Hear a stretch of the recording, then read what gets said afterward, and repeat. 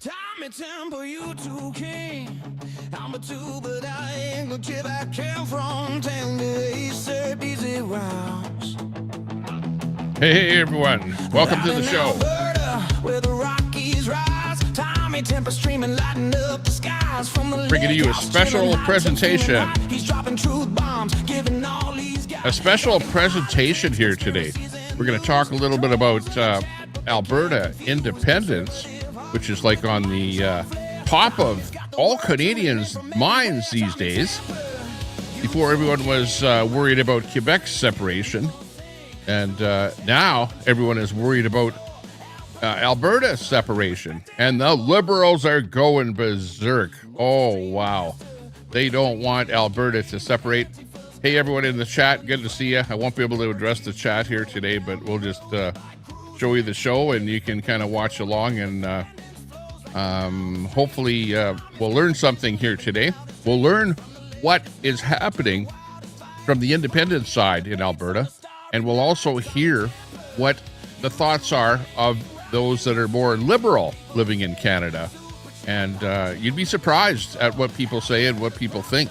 And some of what I heard is not that great, you know, especially from the side that don't want Alberta to separate. It's like the name calling, the accusations, like it's getting a little bit out of hand. Meanwhile, if the people in a democracy vote to do something, then it should happen. And you shouldn't have somebody else going, oh no, you're not going to do that.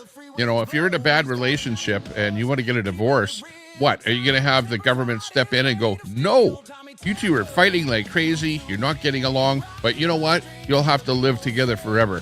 No, that's not what would happen in a marriage, and that's not what was going to happen here with Canada and Alberta. We're in a kind of a situation here. We're at a crossroad here. All through my whole life, all I've heard from everybody around me, you know, especially those that were born in Canada, is that Alberta is getting a raw deal from the rest of Canada. And it is absolutely come to a height here right now where we're filling out, getting signatures for plebiscites all over the place. And Alberta, just to give you a little bit of a indication, there's about 5 million people living in Alberta here now. Now, I remember when I was a kid, there was about 21 million people in all of Canada. I think now, I don't know what the exact amount is. Maybe the chat can say. But, if it was 21 million a while ago, it's got to be about 40 million now living in Canada. But don't quote me on that. But anyways, this is a pretty good, this was a thing put on by the Critical Compass and Rachel Parker, and it was restreamed by Martyupnorth, and it's got pretty much a debate between Troy Westwood, who is I think a football player out of where is it now? Winnipeg. And you've got Martyupnorth, which I believe he lives in Calgary. So Marty is pro-separation, or independence, as I like to call it. You know, in my mind, the term separation is like, the haters say, oh, those dirty separatists, or those, despicable separatists, whatever. And separatist is like a more demeaning kind of a term that is used for the people that want independence. Right? I'm seeking independence. Marty's seeking independence. Now, some people just plain use the term separation, but you'll never hear the haters say, oh, I don't like Alberta independence. No, they always use the word separatist. You're just a separatist. And that term became popular when, in the days gone by, and they had two votes on it in Quebec when they wanted separation, and everyone is saying, no, Canada didn't want Quebec to separate. That's not what I heard.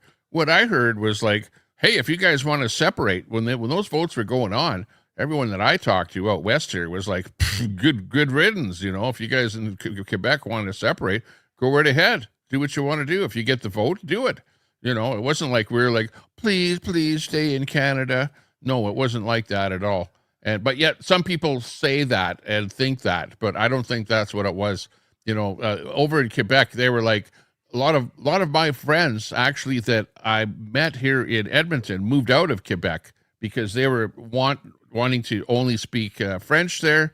They wanted all French on all the labels, French on all of the businesses, even to the point that they walked into businesses and they looked at the breakers right in the back room in the business, and it had to have French labels on those little breakers, like those language police. I don't know if you remember that, but there was language police and all kind of stuff going on in Quebec. And they weren't really embracing English in English Canada at all in Quebec. So for that reason, it was like, it was my chin and my neck are right here. Don't worry about it.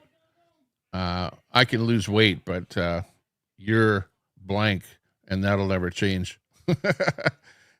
So don't comment on me. As a matter of fact, that CH person in the chat there, hang on a second. Before I start the performance here, let me get my live going here and go into my chat and give that guy a timeout because he's being very disrespectful to the chat here. So that's not cool. And if you disrespect me in the chat, pretty much expect to get booted, okay? How about that? Let's see, you're not on the horizontal. You must be watching over on the vertical. By the way, I'm streaming in two different formats here. One is horizontal and one is vertical.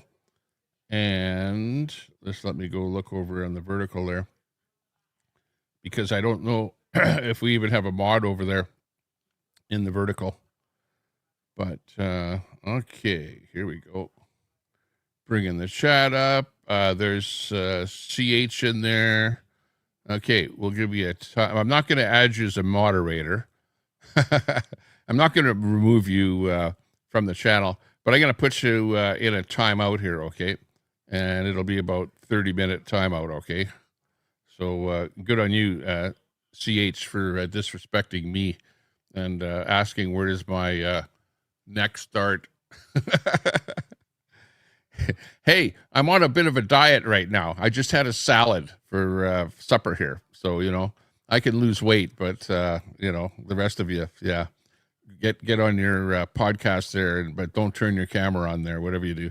Okay, anyways, thanks a lot for joining us on Facebook and on YouTube and on X. We're streaming on all three platforms, and good to see everyone.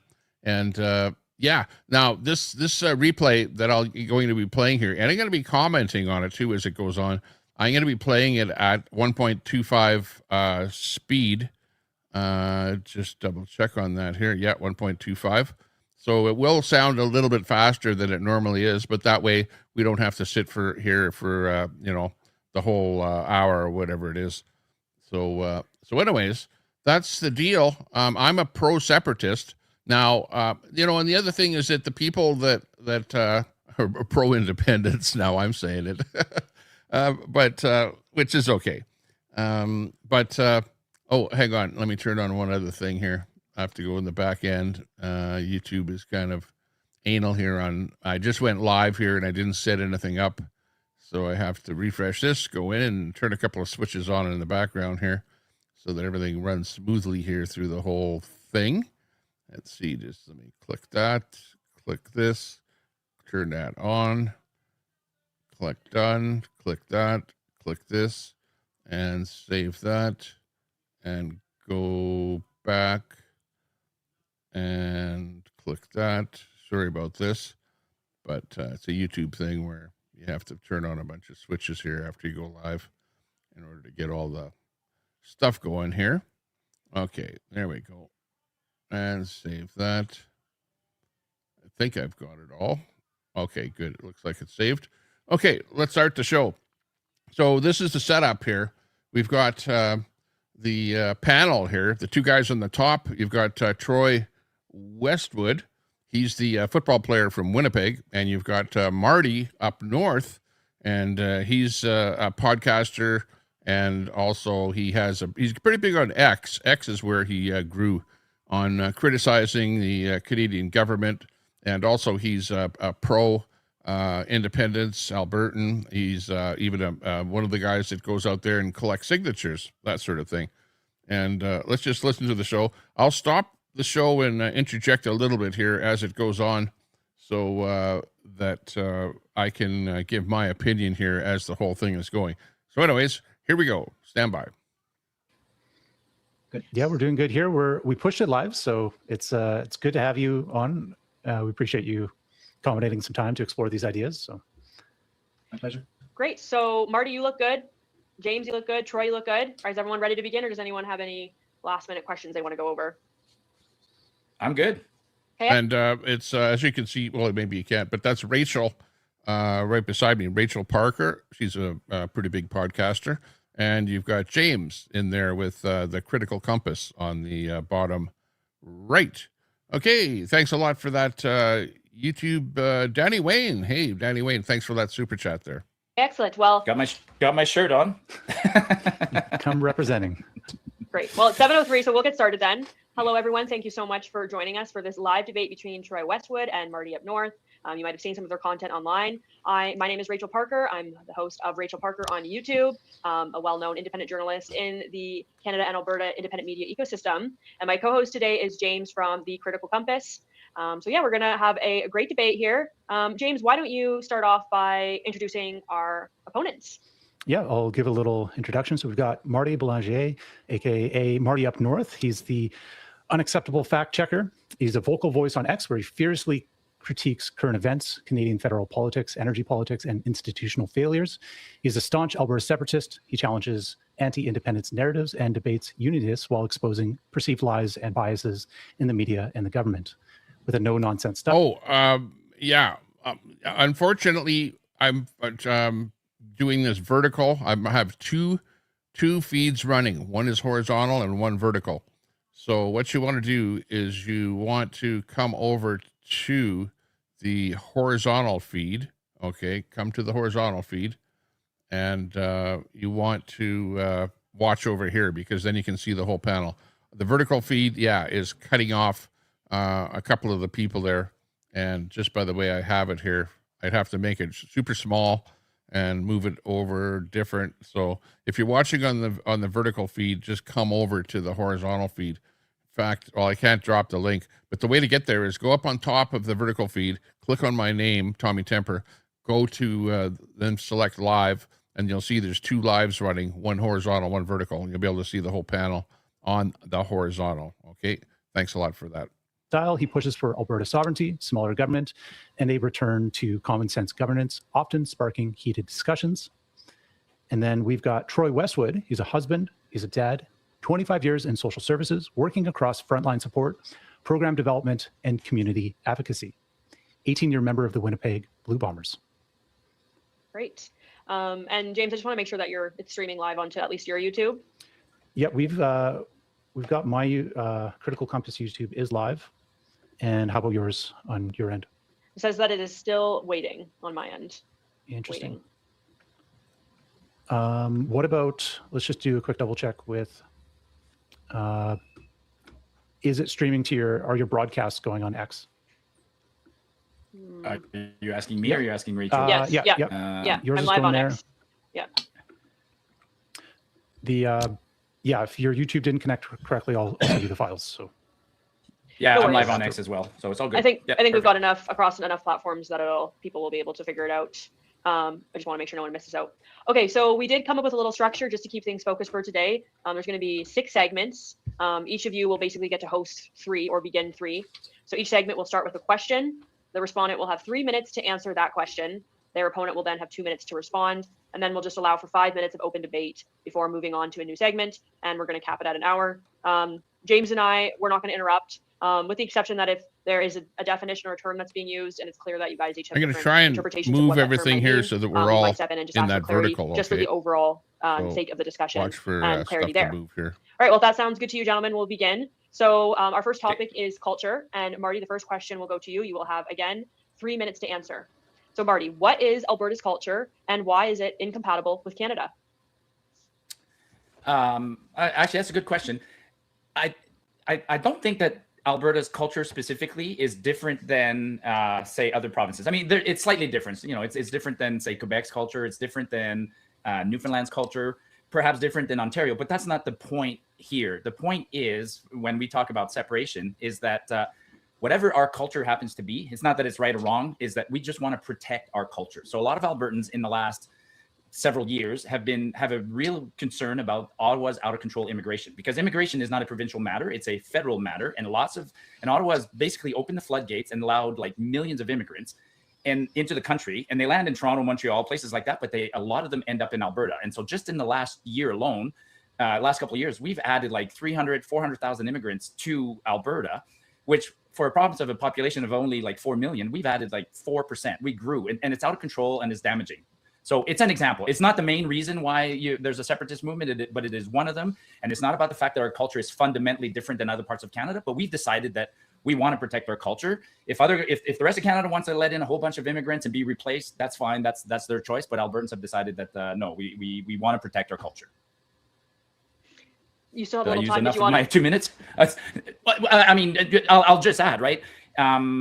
You know, I'm not against immigration, and most Albertans are not against immigration because, like, fundamentally, we're a late province to Confederation, and we were a territory for the longest time. And most people, we are the product of a mass immigration in the late 1800s, early 1900s. So there's a lot of people who came here to help build this province, and so we're not against immigration. Most of us can trace back our families to some form of immigration, but we're definitely not in favor of the out of control immigration that's going on. And I also Exactly. Now, I agree with Marty up here, the guy that's talking right now, because I've listened to a little bit of this, not the whole thing, but pretty much everything that he says is exactly the way I feel, because he grew up in Alberta. I grew up in Alberta. He has the same feelings towards Canada as I do, which it's okay living in Canada, don't get me wrong, but we are sending so much money out of our paychecks, every paycheck,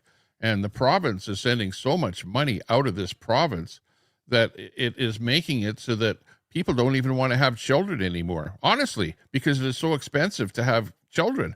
The food prices are so high. The housing prices are so high. It's like the fuel prices are so high. You're getting carbon taxed, everything. And on top of that, you're bringing in so many immigrants. There's like mass immigration where when you go into a store or something like that, man, it feels like I'm not even in Canada anymore. It feels like we're being replaced by other people coming in from other places. And probably 25% of the people now living in Canada weren't even born in Canada. That is how many people the Liberal government has brought into the country. And you might ask yourself, well, why are they doing that? They're all going to vote Liberal because the Liberals are bringing them in. So imagine that. 25% of the population is probably going to vote Liberal. That's a ton of new voters coming in here that are going to keep the Liberals in party. That's why they're doing what they're doing. The Liberals are not stupid. That's what the whole thing is all about. And it's the globalist guys like Carney and Trudeau that are just going with that plan to just displace real Canadians with people that you don't even recognize anymore. It's just not the same. I want to add this. Right now, 25% of the people living in this country were not born in Canada. Like, that's a big number. Like, it's only been that high once in our history. So right now, it's beyond just healthy immigration. I feel that we're being replaced. Okay. True. Thank you for that, Marty. Troy, you will now Absolutely. have 2 minutes to respond. Now, I would like to respond by asking questions if I can do that. And I'll just touch quickly on culture of Canada, which I absolutely love. And especially when you regionalize it the way Marty did a little bit there. But like you think of and for me as a prairie boy, born and raised here, And, fairly yeah, boring. this with is the culture Marty of in the prairies, blue. Saskatchewan, Manitoba, the same thing, same kind of people. Drive forever on that flat, the most boring drive there is in the world, Manitoba, Saskatchewan. But BC, just the kind of the West Coast vibe sort of thing, the laid back. You think about surfing out in the island, or it's just different, right? You go to Vancouver or anywhere in BC, and it's different. It's got a different vibe to it. And then Alberta, my folks lived in Alberta and spent and the people out east go, oh, you in Alberta, you don't even have a culture. There's no, they're so stick in the mud, so nose in the air, like, oh, we're better than you and we have culture, but out west, you guys don't even have a culture out there. So what the hell do you care about anything? Just stay there, do what you're doing, but keep sending us the money, okay? Send the money out east. We need it. I've spent a bunch of time there, and it's always been sort of the cowboy province, and definitely a different vibe out in Alberta, which a lot of Canadians love. And then, like I was saying, with Manitoba and Saskatchewan, and then We're you get into rednecks Ontario, out here. which is a whole bunch Proud. like Manitoba in the early stages. But as you move east, then all of a sudden you find you're in the middle of the universe in Toronto, right? That a lot of Canadians kind of have fun with and that sort of thing. And then, of course, Quebec is like you're in a different country. Anytime you go to Quebec, it's remarkably culture rich, and there's something incredibly beautiful about it. And then you get out a little bit east of that, and you have all of our brothers and sisters on the East Coast there. That's holy cow, do they have their own sort of thing going up there? And some of the folks you can hardly understand, and all the different things that come into play. And man, that's what to me makes us so rich, is that beautiful culture that we have across this remarkable spectrum of space and area and land and stuff. And that's one of my favorite parts of being Canadian, is just the wealth that we have of culture as far as being 10 Canadian seconds, morning, Troy. and born here and stuff. So I would just lean into, and I get the immigration concern. Like it can be a little Okay, bit that is overwhelming a and strange. 2 at minute. times. That's a 2 minute mark. So now we'll head into 5 minutes of open debate. And I would like to begin that just by asking Marty, like, why is there so much immigration? It's economically based, right? Do you believe that?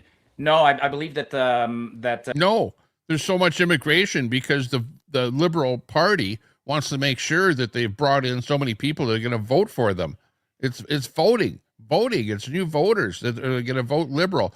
It's like that. It's like I ran into a guy from China, okay, that came in here when Pierre Elliott Trudeau was in power, the Liberal, right? That far back in probably the 70s or something like that. And he still, to this day, votes Liberal. You know, why? I said, why? Why do you vote Liberal? He lives in Alberta, too. And he said, well, because when I immigrated, Liberal Trudeau was in power. And that's why I'm going to keep voting Liberal, because if it wasn't for him, I wouldn't be in Canada. Like, come on. And that's why they're doing it. That's the number one reason that the Liberals are doing that, bringing in so many immigrants. And there's also a push from the WEF, from the globalists, the powers up on top, to push immigrants into a lot of countries, not just Canada. Just look what's happening to the UK, to Sweden, to Italy, to all of the European countries. They're all being flooded with immigrants. Why? For what reason? Why can't those people live in their own countries? There's nothing wrong with India, for example. Why are we bringing so many East Indians into Canada? Why? Is something wrong with them not being able to live in East India? No, they could live there perfectly well. It's a government plot. It's a plot of the Liberals to just bring in mass immigration and just plain get rid of the real Canadians that are here, to just blanket us with so many other people. Now, you're going to say, you're racist. And Trudeau did say that. You said, if you're going to talk about immigration, you're just a racist. So for the longest time, people just shut up, and they didn't even talk about all these immigrants coming in here. But now it has come to an end, to where everyone is like rebelling and saying, look at what's happening over in the UK. They're rebelling over there. They're having parades and riots and, well, not riots, but, protests and stuff like that against all of the mass immigration over there. And at some point, it's going to hit that point here. And in fact, it has hit that point, to the point that Alberta wants to leave Canada and not have anything to do with all the nonsense that's going on there. Canada has become an extremely unproductive country and lazy in a sense, and our GDP is failing. And so the Liberals have allowed a ton of people into the country so that it artificially inflates the GDP number. And they love a high GDP number because they are borrowing money recklessly, and they're constantly, and so they've convinced us that we have an acceptable amount of debt by saying that our debt to GDP ratio is adequate. So they're fudging. Yeah. That's how they're making us a better country, by bringing in more immigrants, which of course a lot of the immigrants are not working. We have to pay for those immigrants that come in here. We have to pay for their health care, have to pay for their food, have to pay for their lodging. We have to pay literally thousands of dollars a month for every immigrant that comes into Canada. Meanwhile, you've got people on AISH that are only making like $1,400 a month. You've got seniors that are on old age pension that are only making like $1,100 a month. And meanwhile, you're bringing in people like crazy, and you're burdening all the taxpayers, and you're burdening the healthcare system. Numbers. So we're allowing a whole bunch of immigrants into the country, which is basically slave labor as far as I'm concerned. Walk into any Tim Hortons and you'll see it. And I think it's not for healthy reasons. We're letting in a whole bunch of people because we are destroying our economy, and this is a band-aid solution. And there's another problem too, which is Canadians are not, the fertility rate of Canadians is way low, except here in Alberta. We still have a high fertility rate. And so the rest of Do you want to know why? Because it's so expensive to have a kid. Nobody can afford to raise a kid in Canada. So instead of us having children and having a low cost of living, and you know why the cost of living is so expensive and the inflation rate is because the government is spending billions and billions and billions. Like whenever Carney shows up, it's like, oh, we're going to spend another $2 billion on this. And then he does something else. And it's, oh, we got to spend another $2 billion on this and $2 billion on that. And it's a billion here and a billion there and a billion there. And we don't have any money. We have no money. Where's he getting these billions from? He's going to have to borrow it. And who's going to have to pay back that money? Your children. Oh, actually, the children that you won't have. Better bring in more immigrants and send them to work and tax them so they can pay off our debt. What kind of a stupid system is that? the country is not having babies because policies are so terrible that nobody can afford to have babies. And then we can't keep paying for these social services that we lavish on each other. So then we have to have this out of control immigration. So I think out of control immigration is the result of other bad policies. But I do take offense to, and I've seen your posting before about, you know, the racial plays you make on the Tim Hortons and stuff like that. And when I first saw some of the complaints about it, I was giggling to myself because I thought, oh, these rural folks in Alberta are freaking out because they're going to their local Tims and it's got Indian ownership. Those folks own Tims. Marty, those folks that are coming in. Yeah. They're actually coming in and they're buying up everything. They're buying up the apartment buildings. They're buying up the gas stations. They're buying up the Tim Hortons. They're starting tons of East Indian restaurants on the go. There's even a East Indian radio station here that plays just that kind of music here in Edmonton. It's, they're definitely moving in. Yeah, absolutely.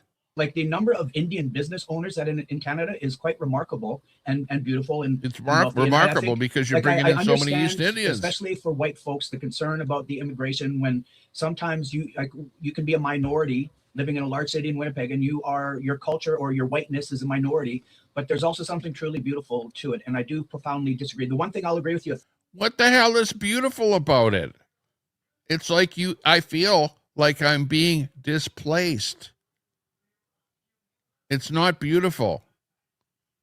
Like this guy here is the epitome of the liberals out there, is that they all think like him, which is like, you're not thinking, guy, at all. You know, and it's not just that, but you're bringing in other people here that have their own interests. And you know, pretty soon we're going to be faced with pockets of Sharia law and all kinds of stuff like that in here. And it's not, I'm just saying East Indians because they're talking about it, but there's more than just East Indians that they're bringing into Canada. And, you know, we're slowly getting taken over, the same as the UK.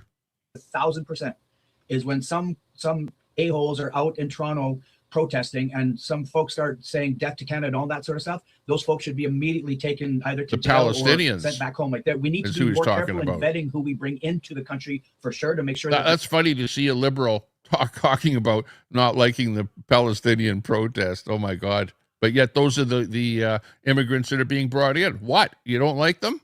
They're not fanatical and they fall in line from that sort of standpoint. There, I would really like things to be changed, but I think there's a lot of beauty in the folks that come here, and we live in a place there's so many different cultures here and I've grown up playing soccer my whole life. Hey, and good point there, Becky. And they come here, they work, and what do they do with their money? They don't reinvest it into the economy. They send it back to their home country, to their homeland, to where the rest of their family is. And now the government is saying, oh, you know what the liberal government has just come up with now? It's like, if you come in and you're a student, now we have a program where you can invite your mother, your father, your grandmother, your grandfather, all of those people that don't work and are not going to be productive to the society. You can bring them all in, okay, and weight down more of our housing and weight down more of our healthcare system and everything else here.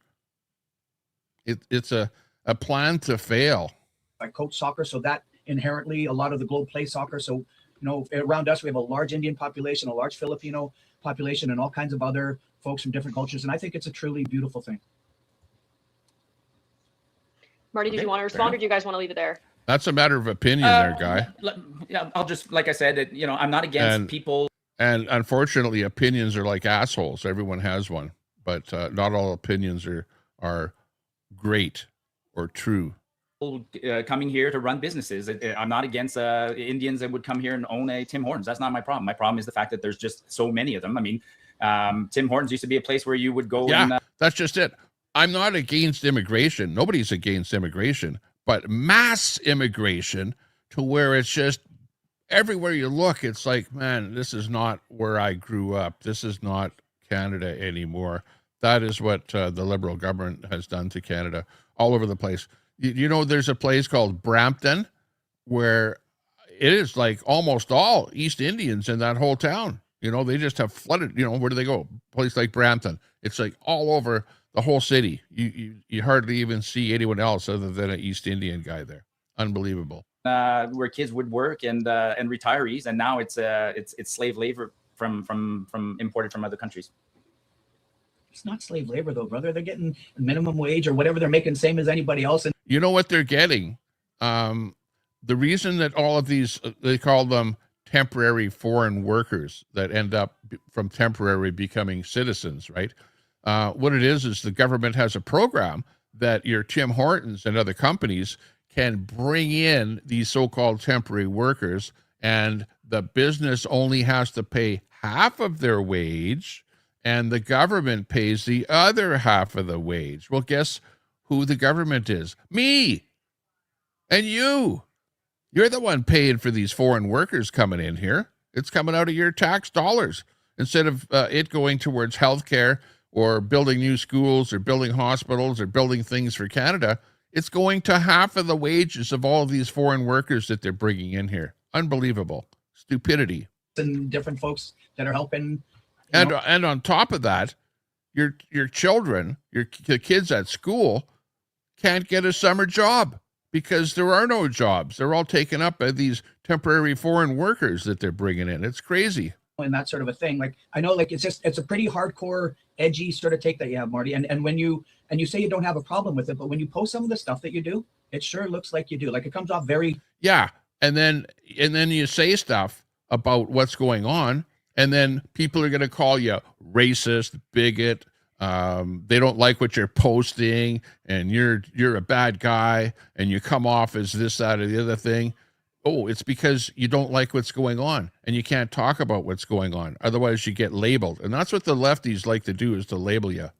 Hateful, spiteful, hard, angry. See? And like, you just don't like when you go up to your Tims, and if you're, being served by someone who's Indian. And it has nothing to do with, it could be a guy from Biafra, okay? It's just that you're picking on the East Indians because they're like all over the place. They brought in so many of them. Like, what else can you say? You're not picking on the individual person. You're picking on the government policy. You don't like the government policy for what's going on. I don't like being replaced, Roy. I'm proud of my culture, and I want to preserve my culture. You keep talking about beautiful cultures. I don't like to be replaced, but at the either. same time, my culture is being replaced and destroyed. So where's your sympathy for my culture? You keep talking about beautiful cultures. Everybody else has a beautiful culture except the Alberta culture. So you have no sympathy for my culture, but you have sympathy for the Filipinos that are coming here and installing a restaurant. Like, do you see the hypocrisy in what you're saying? Where's your sympathy for my culture or yours? Well, your culture, like, you have what I would call a suicidal empathy. You're being replaced and you're cool with it, but I'm not cool with being replaced. So, I mean, we'll agree to disagree and we'll move on to another topic. I would say that we're not being, I do not feel as a white dude that I'm being replaced. I do feel that we are being enhanced. We are absolutely being replaced. Go over to, I took a trip to the Costco store the other day in Edmonton, and I did a little head count. As I was moving my shopping cart around, I counted. And you know what? I counted 9 people, little groups of people, because around their shopping cart, okay, little families, and that were not even speaking English, okay? 9 people not speaking English to 1 white family speaking English at the Costco store. And you tell me that we're not being replaced and that it's great. This whole thing is just great. They don't even speak English. They don't even want to speak English. And they move into little areas in the city, in cities where those that are like them live and just take over the whole area and displace everybody else. From a cultural standpoint, and that's a part of the richness of Canada. That's my take on it. Oh, it's rich. Okay. All right. Well, let's move to our second question then. This one is for you, Troy. Do you think Albertans have a right to pursue self-determination through a citizen-led petition and a referendum following the guidelines of the Supreme Court? Absolutely. Absolutely. Anybody, anywhere, in any enclave has the right, especially in something that we call a democracy, to be able to vote to separate or become independent, from an area. There's no doubt about that. And it is actually enshrined in our Constitution to be able to do that. And we have the Clarity Act as well, which also allows it. So, legally, sure, it's something that you can do. But, the liberals, it's like, oh, no, you can't do that. And you're a bad guy. You're a separatist. You're a traitor to the country if you do something like that. Oh, so being somebody that believes in democracy is being a traitor? Give me a break. I'll say F no. And if we're sitting in the living room together here, I'd swear openly, but no, hell no, they do not. I just don't. And I know that there is a pathway to it. And I know that especially when Marty and I were younger, I don't know if Rachel and James, you guys were born yet, sort of thing, but when Quebec tried to do it, I was way younger. I can't remember what year it was exactly, but it was a huge ordeal. And it bothered me a little bit then in my youth, but now it would really bother me. I think it's something that should be taken away from the provinces and the territories, the opportunity, any slight sliver and crack. Oh, you're saying that it should be taken away for us to have the ability to determine our own independence. Well, that's really democratic. That sounds like you're like an autocratic, like a dictator, and you don't want anything to happen in your country. You just want to be able to rule over everyone with an iron fist. Sure, great. Crack of it to leave Canada. I don't think that it should be an option. I don't think that any group of individuals should be able to come together that have some level of discontentment for whatever it is. Each of those individuals is free to leave the country. I do not think that they should be able to come together and as if they own the province. And well, you know what? It's like POSs like you that is part of the reason that we're leaving the country. Leave. And it's really hard, I think, for us as Canadians and for us as Canada to have a strong, stable nation when the threat is out there of a province leaving whenever there's a group of individuals that feel the want or need to leave and connect with it. So I think it's something that needs to be readdressed. I think the option to do it needs to be taken away. It's like that for a bunch of countries in Europe where states and provinces do not have the option to leave. We are a sovereign nation. Yeah, but you know what? It's not like that in Canada. This is not Russia, my friend. With our 10 provinces and 3 territories, and I think that it's just a day like that, and it really bothers me in a huge way, and takes away from us overall as Canadians when there's this option that folks can be upset, discontent, angry, spiteful, all those sorts of things, and rip a province away from the country, or attempt to. Okay, Marty, we'll go to you for 2 minutes for a response. Yeah, I mean, we fundamentally disagree on that one. I treat it as nobody, like Troy's never asked me personally, like, because he knows I'm a separatist. He's never asked me, like, why are you wanting to separate? Nobody asked that. And I've given you the example. If you have a relationship between a man and a woman, or whatever kind of relationship or business, people come together and suddenly it doesn't work out. Then they should be allowed to separate. So we came together as a country under Confederation. Provinces joined with the promise that there would be economic advantages and defense advantages and other advantages. And one of the partners in this relationship right now, Canada, Alberta, in the past, Quebec, is completely unhappy. So in your analogy, you would reverse divorce laws. You would say to a partner who was unhappy, stick it out. You're not allowed to get divorced. Yeah. So that's how I view it. Like, what is that? What's that all about? That's not going to work out. If a relationship doesn't work out, you don't stick together. Okay. Eventually there becomes some kind of a rebellion and one of the parties takes out the other party. And why should it come to that? Why not say, you know what? We've tried, but you know what? You're just plain taking advantage of us, and we've had enough. We've had enough. We've talked. We had 2 convoys to Ottawa, one of them for oil and gas. I don't know if you guys know this. In 2019, I was on the convoy to Ottawa that was for pro oil and gas to get more of our resources out of the ground and to talk to Ottawa. And you know what? They snubbed us. They didn't even talk to us when we got to Ottawa.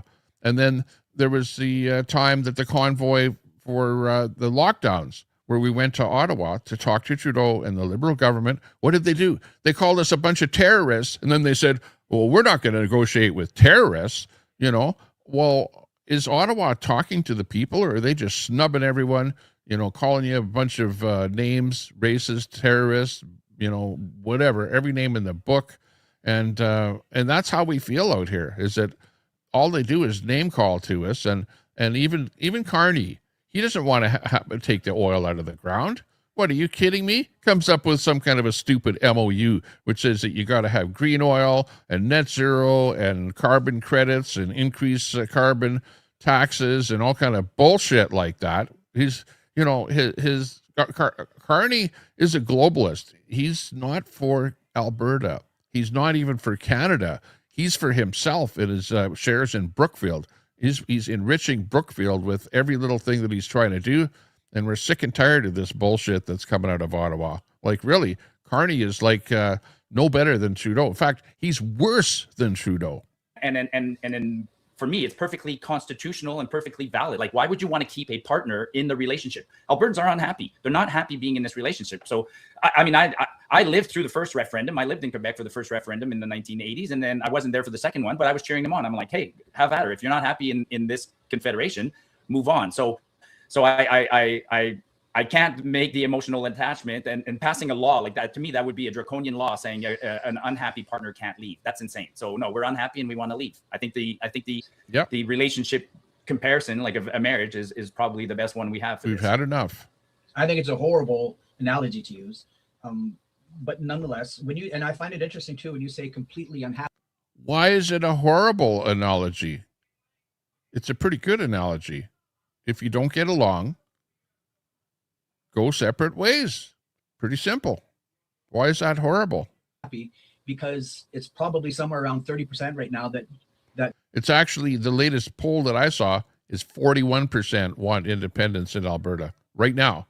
And we still have another, half a year before it even goes to a vote. And the numbers will just keep increasing day after day after day. 41%. But, you know, the Liberals like to downplay it and go, oh, it's only 30%. Oh, well, it's only 15% of the people in Alberta want independence. No, the latest poll is 41%, for God's sakes. Like, at least, you know, don't try and spin it. And likewise, all of the mainstream media is totally against Alberta independence because they're paid for. They get tax reductions and stuff like that from the federal government. So whatever the federal government says and the Liberals say, they're like, you know, right in there, sidestepping with them. So you can't trust the government or the media, because they're just pushing the narrative that, oh, you guys are a bunch of terrorists. That's the estimation anyway, plus or minus whatever it might be, of Albertans would sign up for independence. So I think one thing, the separatists, that the notion of false consensus phenomenon, when they're around others that are always doing this, and maybe when you are out getting those signatures, Marty, like you're around individuals, especially in rural Alberta, that really are tuned into this, but it's still, by all accounts, somewhere around 30% or so. And when you need a clear majority, like, holy cow, whatever a clear majority, it's very interesting how some of the ambivalent type of language is in the Clarity Act. Like, a clear majority is that it's not 55% to me or 60. I don't know what it is, but it's some big number. And then there's all the things that need to happen for you guys to ultimately be able to carry forth your goal and what you want to do. But when you say completely unhappy, you're talking right now about a fairly small, disgruntled group of individuals that don't like seeing different shades of brown around them too much. Sure. You know, do you see the way the Liberals characterize it? It's a fairly small group of disgruntled individuals. White supremacists, white national supremacists, you know, is another term that they'll use. It's just name calling. It's like, if you don't like it and you have no way out, you're going to start into the name calling. Like they're being mistreated by Ottawa and such. Well, so you wouldn't even let those individuals voice their discontent by holding a referendum. So I'm with you on this one. Let us hold. We're collecting petitions. Smith gave us a beautiful piece of legislature called the Citizens Initiative, and we will hold a referendum. And I'll stand by it. If the referendum fails and doesn't get the majority, then I guess we'll have a mandate to try and renegotiate with Ottawa. But let us that's not your concern. Actually, your concern could be valid if you think that. Would you agree that if 60% of Albertans said we want to go in a referendum, would you respect that, or would you still say no? Well, I don't know. I inherently, obviously, it would be way above my head. I would not respect it for sure, because I just don't think that any group of individuals should be able to tear a province away from the country like that. Okay, well, that's an interesting. Okay, you made your point clear, because I would say that, if 60% of Quebecers said they want to leave, I would say congratulations, you've voiced it's your democratic right, and away you go. And by the way, I think it's higher than 30%. And I also want to say this. Alberta was brought into Confederation basically kicking and screaming, almost annexed in 1905. And there's been a separatist movement in this province. Every generation has seen one. We had one as early as the 1930s. Like within a decade of joining Confederation, people started going, what's going on? There was another one in the 60s. The one in the 80s was huge when Pierre Elliott Trudeau imposed the National Energy Program on us and destroyed us. And we just got... Yeah. I remember that happening when Pierre Elliott Trudeau, he actually came in and he tried nationaling oil by buying up all of the oil companies' rights so that he could be like Cuba and have the country own the oil, right? And it decimated Alberta. It put us into a hell of a tailspin, a downward tailspin. Real estate prices dropped. Inflation went up like crazy. Real estate interest rates went up to 18% for like a first mortgage on a house. That was Trudeau's doing. He was so freaking stupid. That's the Liberals. And they're at it again with the business of the mass immigration and overspending. And we're sick and tired of the Liberal policies. They don't know what the hell they're doing. They are not economists at all. Over that, and then Trudeau Jr. comes back along. We're about to forget about that one, and then the East elected Carney. So anyways, my point is, I disagree. I think well, you and I can disagree on this one. The courts say otherwise. The Clarity Act, the courts ruled on the Quebec referendum, and the Clarity Act says that if a properly worded question and a proper majority say yes, a province is allowed to leave Confederation. People who call us traitors are wrong. Yeah, well, I do call, and especially individuals like Jeffrey Rath that you've mentioned, like when you're out meeting with what is now a foreign hostile nation to the south of us, for the first time in our lives, you can't say that when Donald Trump is threatening as a 51st state and whatever else, all of the okay, now we start with the Liberals' thought of bash Trump, just bash Trump, say negative thing. You know what? You don't bash your neighbor, your closest neighbor. You don't say negative things about them. You understand what they're doing and you negotiate with them in good faith. But the last thing you do is bash, bash, bash, bash, bash, and then expect to make some kind of a deal with them, And Trump is doing what he wants to do to make his country better. And you can't say anything negative about that. If it affects Canada negatively, so be it. That's the way it is. You can't change that.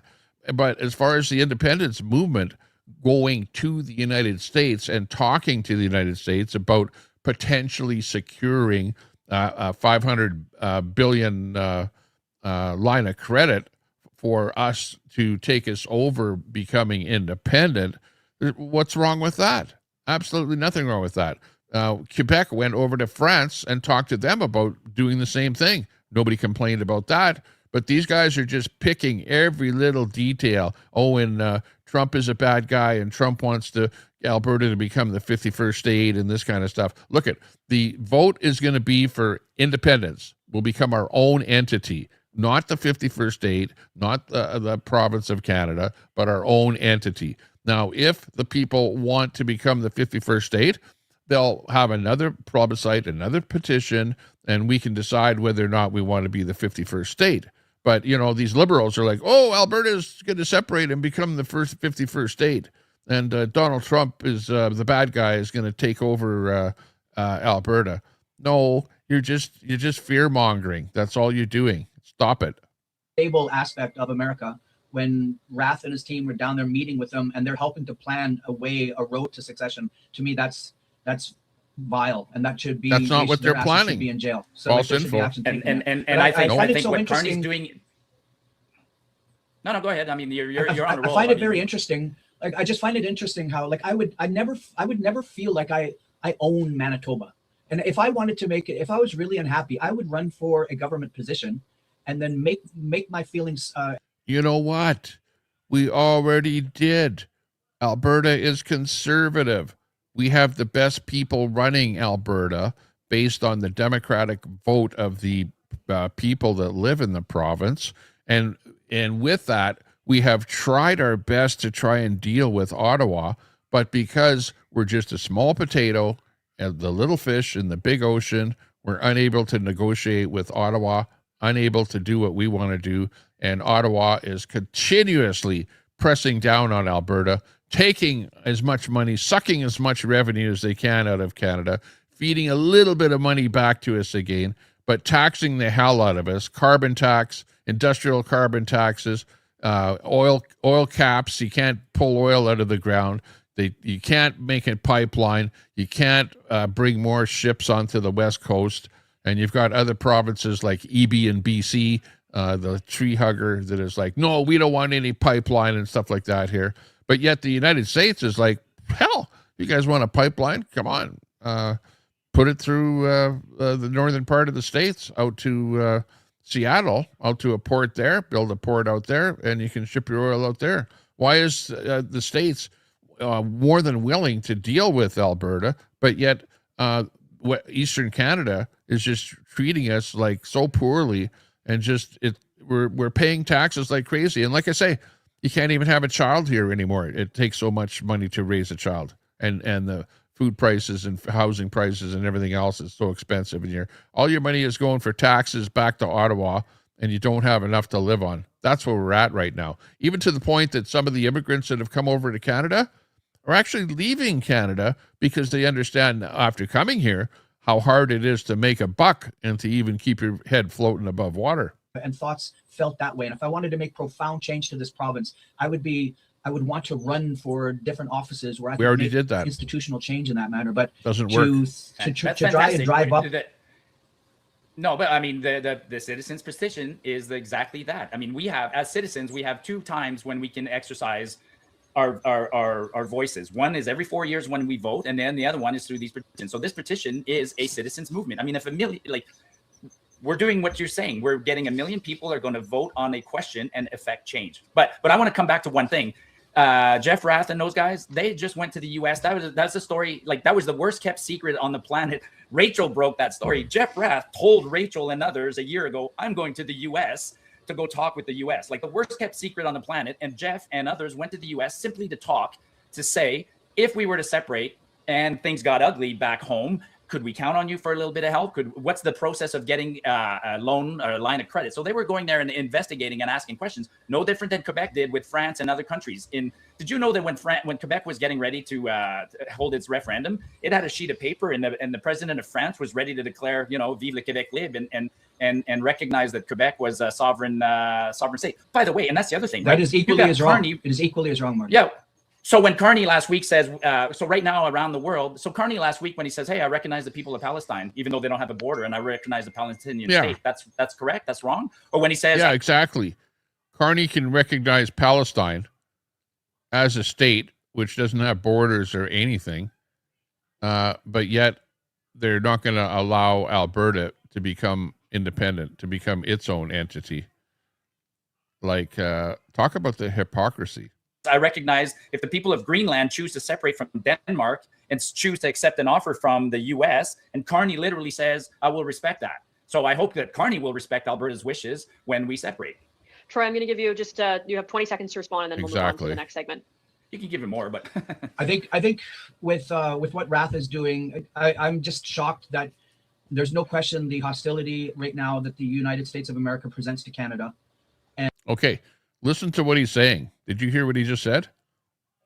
The hostility that the United States represents to Canada. Why is that? Where did that hostility come from? It comes from the Canadian politicians.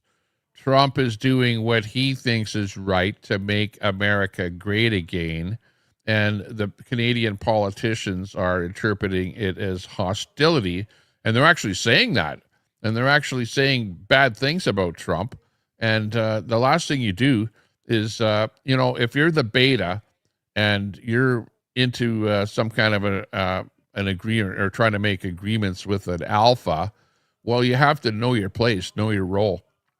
And unfortunately, Carney, who's trying to go onto the world stage and call out Trump, all you're doing is pissing off the Americans, really. And you're not going to win in this little pissing match, I'll tell you right now.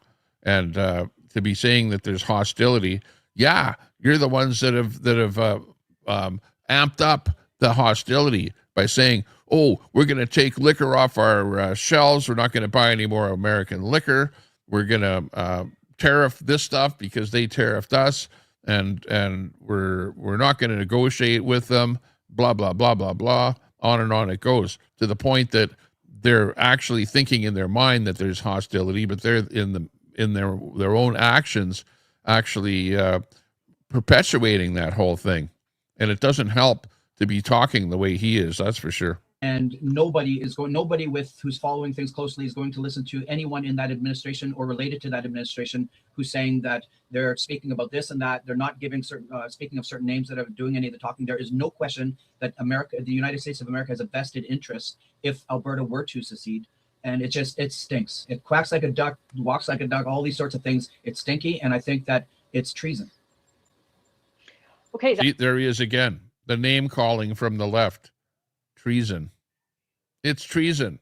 It's treasonous. No, it isn't. It's democracy, Mr. Liberal. It's probably NDPer. I don't know if he's liberal or NDP, but same thing. The lefties, all they can do is slur, call names, put you down, and at the end of the day, you can't win an argument like that by calling it stinky and stuff like that. Like, come on. That brings us to the end of that round. You guys have sort of already started talking about what we're going to be discussing next in our third topic here, which is U.S. and international relations. So, Marty, this question is for you. There is a lot of criticism that if Alberta does become an independent nation, it risks being very quickly absorbed by the United States of America. How can we have confidence that Alberta would remain independent? Wow. Hang on. Canada could very easily get taken over by the United States, right? They're a big war machine. They have the nuclear bomb. They've got military. They've got jets. They've got everything. Why hasn't the United States taken over Canada now? They could very, very, very easily have done that. No, they haven't, because they understand the fact that Canada is a sovereign country, and they trade with us, and everything is going quite well. The same thing as Mexico. They could take over Mexico. They could take over whatever country they want. But that's not what the United States does. They may go into countries and help them out when there's problems going on, but they're not out just plain sending in the forces and taking over countries. So are they going to do that to Alberta? No, there's no reason for them to do that. I mean, I honestly don't think that the risk of Alberta being absorbed is any different than Canada being absorbed. Like, if you want to think of it from let's get crazy, and if you want to think of it from a military point of view, if the U.S. wanted to take over Canada, they could have done it, but they haven't done it. They've had 250 years to do it, and they haven't done it. So I don't think there's that kind of relationship. So I'm not worried about an Alberta because, in fact, Alberta already does, 80% of its trade with the U.S. and we have an amazing relationship with the U.S. and I don't see the advantage of the U.S. taking us over when they have such a nice relationship with us. And there's also the reality, the 51 state thing was all blown out of proportion. I think that was Trump toying with Carney, and then it got blown up. But I also want to say this, for Canada, for Alberta to be annexed into the U.S., like, in what form would that be? As a territory, like invaded as a territory? Would the other states allow it? I'm not sure about that. And I'll finish by saying this, very pragmatically speaking, if Alberta separates, it's a large geography. It's a country in size and GDP similar to Ireland, similar to Norway or whatever. And Alberta would still have a relationship with Canada, with the US, with NATO. We would join, and we would have other partners that would hopefully come to our defense if it was needed. But it's honestly not something I fear. Troy, you want to go ahead and respond? I sure do. When Marty's saying, but they haven't done it, as far as America showing aggression, posing a serious threat to America. America has never. And Queenie, I don't own any apartment buildings, so I don't know what you're talking about. Had an authoritarian as a president, which is what Donald Trump is, and he's becoming as each day passes. when you're talking about Marty doesn't think they'll do this or that as far as acquiring land, you have Donald Trump referencing the Monroe Doctrine. You have the Monroe Doctrine referenced in Project 2025, which is like the playbook for Trump and the rest of it. And just dive into that. That Donald Trump would love that. The whole Monroe Doctrine and the Western Hemisphere, dividing that up, and then it gets into things with Putin and Xi as well, that sort of thing with Donald Trump. So no, I don't believe that America would not pose and is not a serious threat right now. And I also want to reference, when you're talking about the whole statehood thing, Jeffrey Rath in May 3rd of 25, we need to be an independent country before we can join the U.S. one step at a time. He admits that after independence, the 51st state is on the plate. And then, Rachel, you yourself actually tweeted on April 3rd, I believe it was, in 2025, Jeffrey Rath, and him saying that Jeffrey Rath says the delegate is planning to travel to D.C. to pitch President Trump on Alberta statehood. And then Rath's quote is, "It's quite evident that we're being governed by idiots in Ottawa. There's a number of us in Alberta that have had enough." So again, there he's kind of implying the statehood element. And I see all the time from Jeffrey Rath, he's talking about independence first and then movement. No, well, you know what? If independence does actually happen, it's going to be a democracy where the citizens will have a vote as to whether or not they want to become the 51st state. So what are you so worried about that? If the democracy of, the majority of people want that, it'll happen. If a minority want it, it won't happen. It's simple. Like, what are you worrying about that for? So what? So what if Alberta becomes a 51st state? If it is, it is. Hey, our gain, your loss. Don't be a crybaby. Don't be a sore loser. Into the 51st state, I think it's either naive or just flat falsehood when those who are interested in separating and tearing Alberta out of Canada, they can be. I think it's being packaged as independent, so it's a little bit warmer for Canadians to embrace. I think it's flat, though. Ultimately, they're going to become the 51st state if they succeed. Okay, cool. So a quick rebuttal on my part. First of all, Jeff Rath is the leader, is one of the. Yeah, he's only one guy.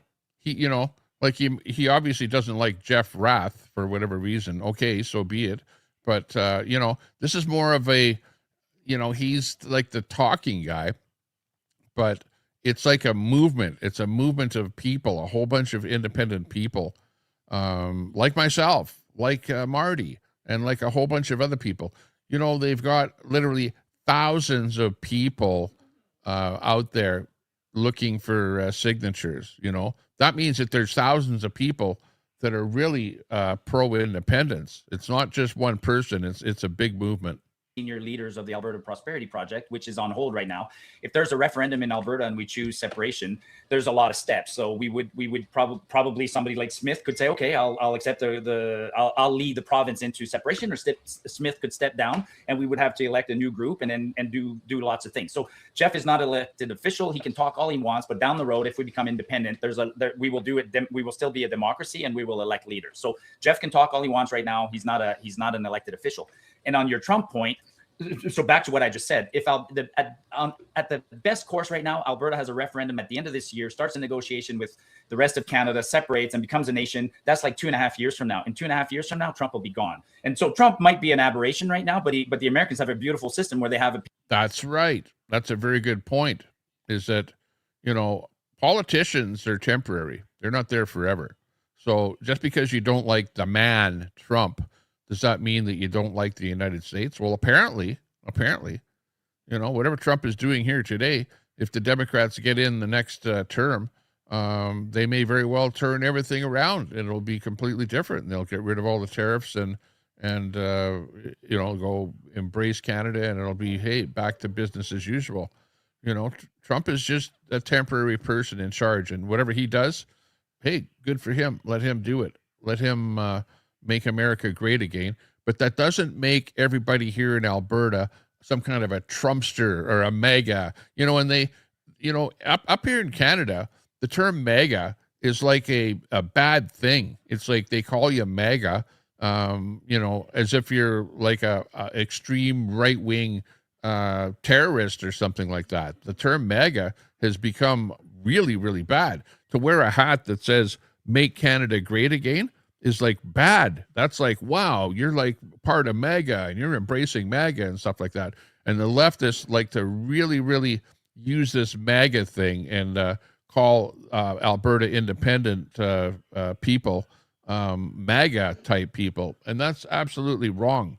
Absolutely wrong. We live in Alberta. We live in Canada, and whatever Trump and MAGA does in the States stays in the States. It's not part of what we're doing here, but yet they'll brandish us like that in order to smear the independence campaign. And all I can say is shame on you for doing it, liberals. Peaceful change of power. And let's not forget, not too long ago, the Americans had an absolute lunatic named Joe Biden. So right now, like if you ask most people in Alberta who might be pro joining the US, if you said, would you want to join with Joe Biden as the leader, or would you join in 5 years from now when AOC is the new leader? People are going to go, whoa, no. So Trump is a temporary moment in that short term. And in the long term, I don't see the US annexing us. There'll be another president after Trump. The Trump derangement syndrome will come to an end. I just want Trump derangement syndrome is real, and the liberals have it. That's funny. I'm going to verify here, Marty, and I get a kick out of folks that say Trump derangement syndrome. Anyone could go through my timeline for the last 10 years, find anything I've said about Trump that hasn't come to fruition. But you actually called Biden a lunatic, and you've stated that you support Trump on many occasions. So that's something to digest. Elbows up. I absolutely admire what he's doing for his country. I mean, he's bringing back the economy. He's kickstarting his economy. He's bringing back job. He's getting rid of the illegal immigrants. He's lowering taxes. He's improving the standard of living. I mean, he's doing what, you don't have to like Trump, but Trump is one of those politicians who says he's going to do something and does it. And so I admire that. I'd rather have a guy who's a little bit edgy and does what he says versus a guy like we have, who talks out of both sides of his mouth. So, I mean, by all measures, my life as a Canadian is worse off now than it was in 2014 because I've had 11 years of failure. So do I admire Trump? Absolutely, because he represents his people. It's interesting you're saying after all the failure, because you in a tweet or in one of your videos recently stated how last year was a great year for you financially and that your children are all doing well, leaving the nest and chasing their dreams. So you're in such turmoil and so hard done by in Alberta current day that you're living a good life, still doing well financially, and your children are as well. And I want to move. You know what? It's not about the individual. It's about and I'll use the term collective, the lefty term, collective. Individuals may be doing well, but that doesn't mean that everybody is doing well. For example, if you're on AISH in Alberta, wouldn't you like to be getting a little more money on the plate? If there was a little more money within the province of Alberta, you would be getting more money. If you're on welfare in Alberta, you would be getting more money. If you're on a social assistance, you would be getting more money. If you're an elder and you're retired and all you have is your Canada pension plan. Right now, you know that when you send money to Ottawa, the money is being spent for your Canada pension plan. The bureaucrats in Ottawa are spending most of that money, and then they're investing your money in stocks that are like net zero and green and all the rest of that crap that hardly make any money at all.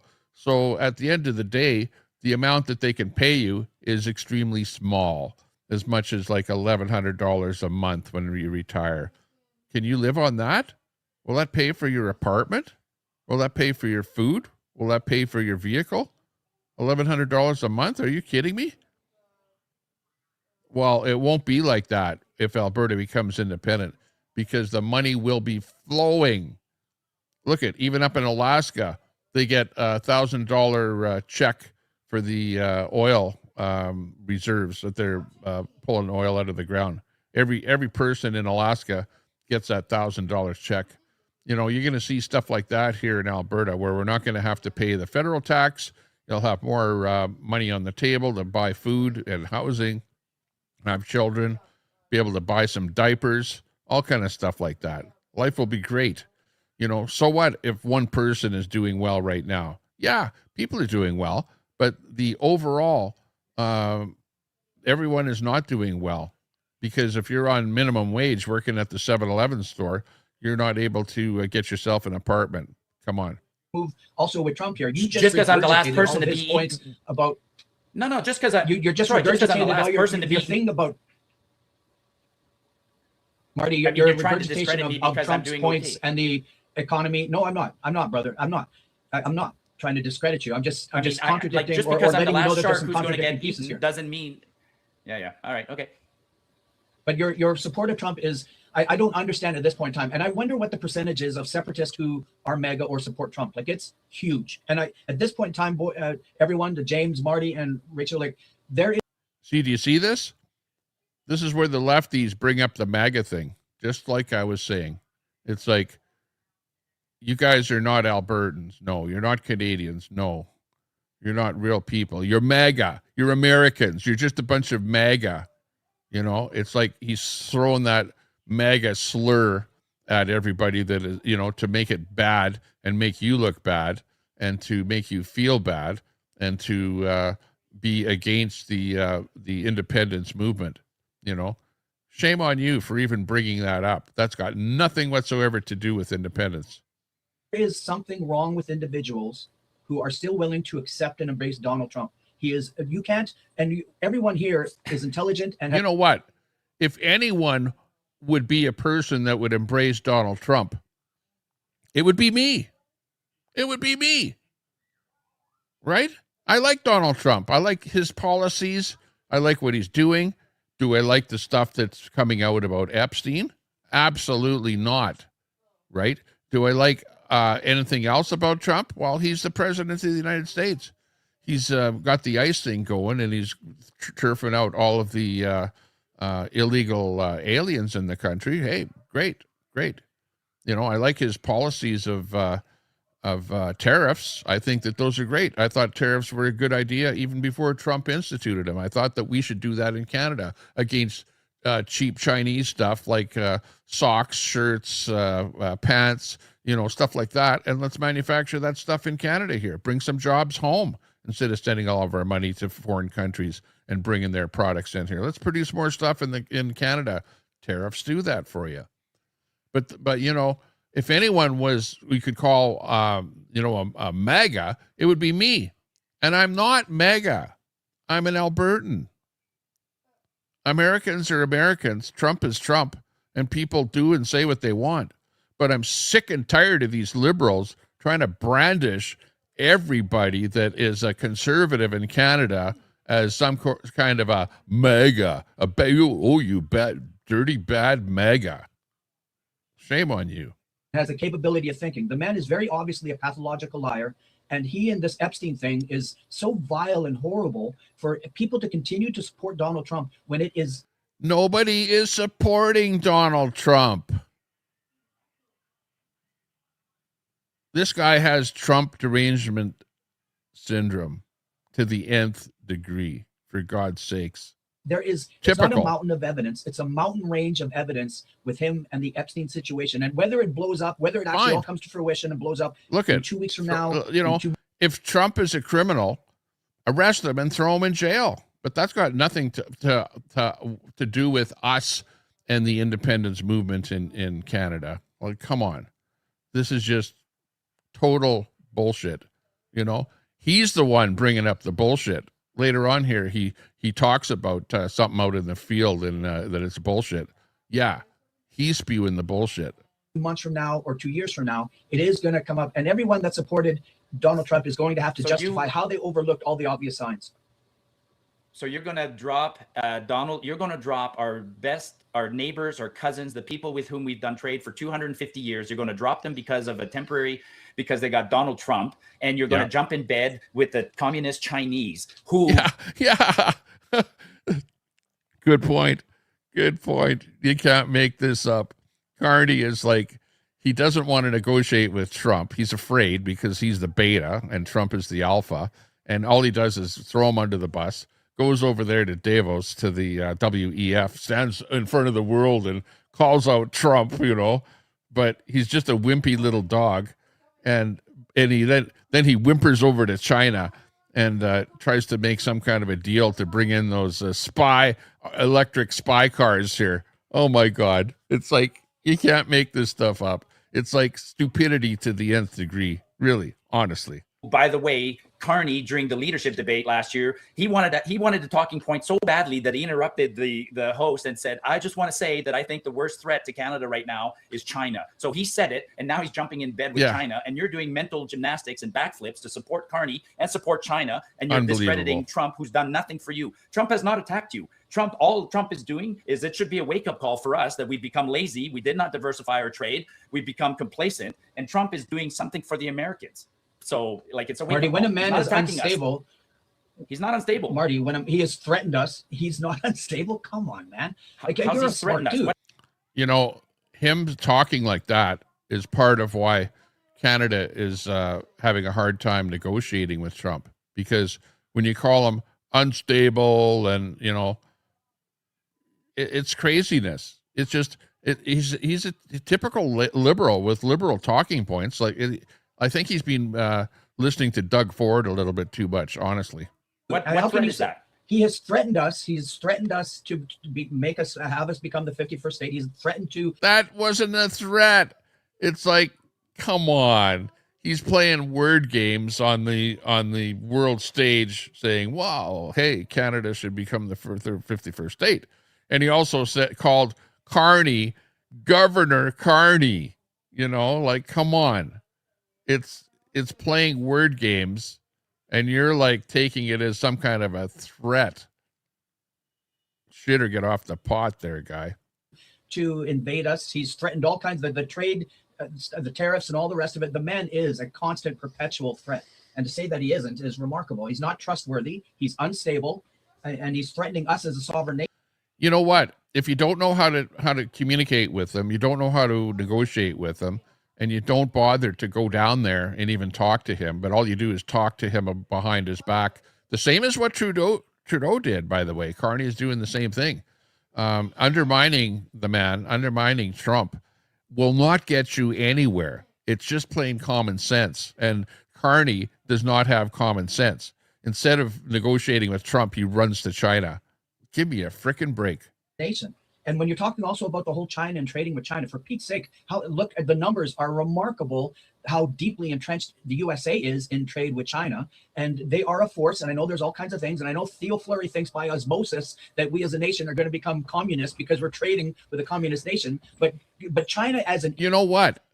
We need to trade with the United States. We do probably 75% of our trade with the United States. We only do 4% of our trade we buy 4% of the stuff from China.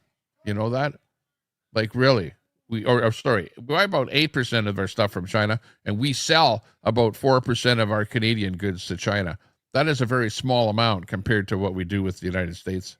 Entity and as an economic power is something to behold, and it's remarkable. And when you have such a threatening, unstable force to the south of us for the first time that we've ever seen, where you cannot trust Donald Trump in any measure whatsoever. But and Mark Carney, I'm not necessarily a massive fan of any individual party, Marty, but when Mark Carney has to leave Canada and cannot turn to America. Hang on. It's his own doing. Mark Carney refused to negotiate with Trump. He was unable. He didn't understand Trump. He doesn't understand the way Trump works. He's refusing to negotiate with Trump. And he's running everywhere else in the world trying to make a deal with everybody else instead of negotiating with our number one trade partner. It's despicable for Carney to do that. He's the one that got Canada into the state. And the only way that we can change that is to get Carney out of there. Throw him out, vote him out, and put in somebody that will be able to negotiate with Trump, because Carney is not the guy to do that whatsoever. And this guy doesn't see that. He's like blaming Trump when the guy that you need to blame is Carney. And needs to start finding other trading partners. I have a hard time not applauding what he has done, given the unpredictable elements of the States and how unstable everything is, where he is reinventing things on the fly along with Europe and everybody else. Like he said, that whole New World Order thing that individuals Yeah. You know what the New World Order is? It's like, wow, now that I can't negotiate with Trump because I don't know how to negotiate with Trump, I'll just go running around and try and deal with everybody else in the world. And I'll call it the New World Order. And we'll also bring my book into it and bring in green energy and net zero and carbon credits and all kind of bullshit that will tax the hell out of you and me and all the corporations and make Brookfield and those carbon credit companies rich. What a plan. What a plan. suck more money out of you, benefit Carney, and he's laughing all the way to the bank, and you guys are too freaking stupid to understand what's even going on. Sort of are over on your side of the ledger with Theo Fleury and stuff, and it's some, all the acronyms come into play and stuff like that with the World Economic Forum and stuff like that. But when Carney mentioned that, when the United States of America had a certain, you were happy when Carney mentioned the New World Order. I'm saying when he did that, Marty. You really should read. Let me finish. When he well, no, mentioned that, he's talking about the standing of the USA. I've given you guys a little extra time for the segment. Marty, I'm going to go to you. You can respond, and then we'll move on. Nah, I mean, the New World Order should scare everybody, and Carney gave us his plan. He wrote a book called, Value. So read his book, my friend, because he's laying out his plan and he's going to do it to us. So I haven't read the book Values, but it outlines his whole plan about net zero. And you know what? The whole book is about you will own nothing and you will be happy. Go read the book Values by Mark Carney. You're going to be on the wrong side of history on this one, and you're going to wake up one morning with owning nothing and being happy. It's happening to you. So I hope you wake up on this one, because getting in bed with China, again, I'm going to fundamentally disagree. But let's move on. Thanks. Exactly. All Agreed. right. We've talked a little bit about the USA. Let's actually, I think it's good to bring it back to Canada itself. So there are people that are arguing that Alberta would be better off, like independent from an economic standpoint. Troy, what would you say to those people? Like, what is the economic argument for why Alberta's better in Canada than it is being independent? And this is something, James, Marty, and Rachel, that I do not know the intricacies and the remarkable complexities of whether or not Alberta would be stronger or not in or out of Canada. I've read a bunch in the last week or so about how the dreams and what a lot of those who want to have an independent Alberta, how there's going to be a bunch of level of struggle involved in that sort of stuff from an economic base and all this sort of stuff. But that's not even the question to me. I find it interesting because when we first talked about getting together to talk to one another, Marty was like, you can tell me why Alberta should stay in Canada. And that's not the situation to me. I don't, as a Canadian, I don't need to get on my knees and beg that Marty and his separatists, please stay with us. That's not it at all. And I think most proud Canadians are like, to Marty and anyone else that wants to secede from here, get the hell out of Canada. If you're so unhappy and hard done by, then leave the country. And we will fight. Proud Canadians will fight to keep. Hang on. Thank you very much for the advice. That's exactly what Alberta is going to do. We're going to leave the country. We're leaving the country. We're leaving Canada. The province is leaving Canada. We want to leave Canada because we're not happy within Canada, and he's telling us to kick rocks and leave. What? I was born here in Alberta. Where am I going to leave? To the place that I was born? What kind of stupidity is that? That's like telling an immigrant here to go home. We don't want you here. Go. If you don't like it here, get the hell out. He's telling Albertans that we're born here to get the hell out. Go what? Where are we going to go? This is our home. This is our land. That is the stupidest thing to say ever, is to get the hell out. What a POS. Canada, a coherent sovereign nation with the 10 provinces and 3 territories. And I don't think that Albertans have the right. Some rogue group of discontent individuals who don't like... No. You're trying to call me a rogue group of discontent individuals? We're people that were born here. We've been unhappy all of our lives living within the metes and bounds of Confederation. We're sick and tired of being abused by Ottawa. And, if all you can do is just bash us, you're no better than Carney and the rest of the crew bashing the United States. You're bashing us in Alberta. And you know what? When you bash us, it just makes us dig in and want to separate and become independent even more. The changing landscape around them a little bit, and they want to buddy up to this hostile power down south, and whether Trump... It's false information, rhetoric, and propaganda. This guy here is like typical. He's typical. He's like, what? Does he work for CBC? CBC is probably spouting the same bullshit as well. You know?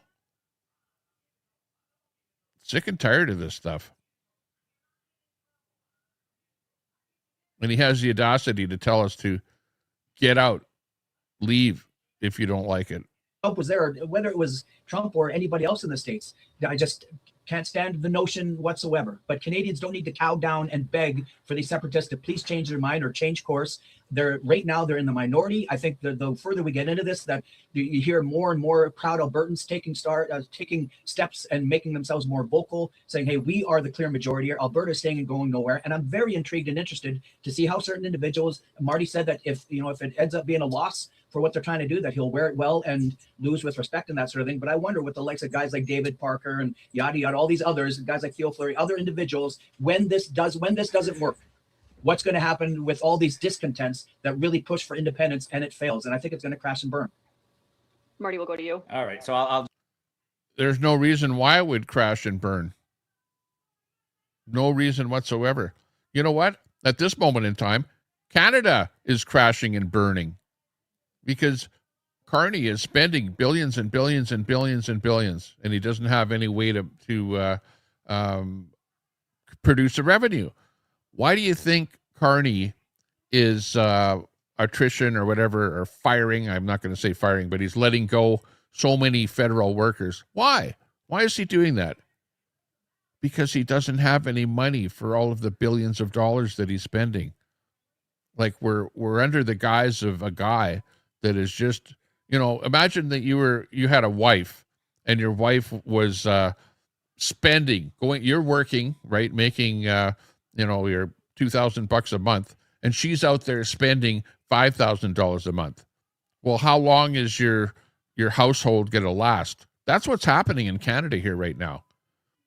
And really, they're sucking more and more money out of Alberta all the time here. And they're not allowing us to build any pipelines to bring us a little more money in here so that we can build more schools and hospitals and things like that. Our healthcare system is overrun. We've got so many immigrants that have come into Canada here that you have to wait 8 hours plus at the emergency in the hospital before a doctor will even see you. People are dying waiting for medicine here in Alberta. And, the Liberals go, oh, that's the fault of the Alberta government. No, it's not. It's the fault of the federal government for bringing so many immigrants in. That's it's supply and demand. It's pretty simple. We're being overrun by so many immigrants and with so many expenses from the federal government, which is going to cause inflation to go up like crazy. Food prices were up over 6%. Unbelievable. Go to the store and try and buy something. You'll see. Yeah, so I'll pretend that Troy's asking me, why am I pissed off and why do I want to leave? I want to leave for cultural reasons. I want to protect my culture, but I also want to leave because I'm being economically abused. So as Canadians, as an Albertan, I pay taxes to 3 levels of government. For the $10,000 I pay in taxes, $1,000 goes to my municipality, $3,000 goes to Edmonton, and $6,000 goes to Ottawa. And of the $6,000 I send to Ottawa, I only get about $3,000 back in services. So the rest vanishes, and it's being it vanishes in equalization payments. It vanishes in wasted programs. It vanishes in all sorts of things. And for the longest time, once in a while, and by government employees back in Ottawa, right? Which those government employees in a independent Alberta would be people that work right here in our province, instead of us sending all that money out of the province over to Ottawa, and then it vanishes. While Albertans can get over that because, as I will admit, we do very well.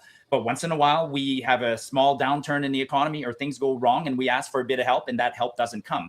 But that's not even bad enough. Lately, we're being pushed down. So they don't want us to, they're blocking our pipelines, they're imposing net zero on us, they're taking away our firearms, they want to take away our land, they do all sorts of things. But from an economic point of view, as an Albertan, I get no benefit from being in Confederation. It's costing me money. For me, during the 18 years that my kids were at home, it's estimated that it was $6,000 per Albertan. So I have 6 kids in my family. That's $36,000, or 6 people in my family times 18. I sent $600,000 to Ottawa that I never saw back. And then if we separate, instead of wasting that money and sending it to Ottawa, we'll spend a little bit of it to build our own defense, but we will build our slush fund like Norway did. Norway started putting away. Yeah, Norway grew a $2 trillion fund in 30 years, and we could do the same thing and pay no income tax. Yeah. And then the other thing, think of what the government did during COVID. They completely decimated so many businesses. I saw so many businesses put up out of business signs, like restaurants and things like that. They prevented people from working. And then they gave people literally billions of dollars to sit at home. They prevented you and I from going to a restaurant without taking a jab. They forced you to take a jab, or else you couldn't even go to eat in a restaurant. It's like, look at all the harm they did. And then at the end of the day, what they gave you didn't help. Didn't help. People still got it. It was like bad governance. Absolutely bad. Terrible. Okay, we'll move to open debate. Go ahead, Troy. Did Marty just say he has 6 kids? 4 kids, 6 in my family. 4 kids. I have 4 kids. I was going to say pump the brakes, fella. If you got 6 kids, it's time to pump the brakes. But I don't really have any rebuttal to that. I just I don't, hey man, taxes suck. Everyone hates paying them. They're tough in all the provinces. We also have the benefits of the healthcare system that is far from perfect and always a constant thing that's trying to be made better and all the rest of it. But those things are challenging and difficult. And maybe if Alberta separated, they would get a bit of a relief from that. But then there's all kinds of services that come into play and how they're going to serve their population, all the rest of it. But again, the heart of the matter of this is, you know what? When you're put under the gun to get something done, you work at it and you get it done. So whatever Alberta needs to do to become independent, we will do it. We will do it. Even if I have to join in. And I did a podcast there where I was at a Army surplus store with a bunch of Army jackets behind me. And I did a video where I said, you know what? If I need to join the Alberta Army when Alberta separates, hey, so be it.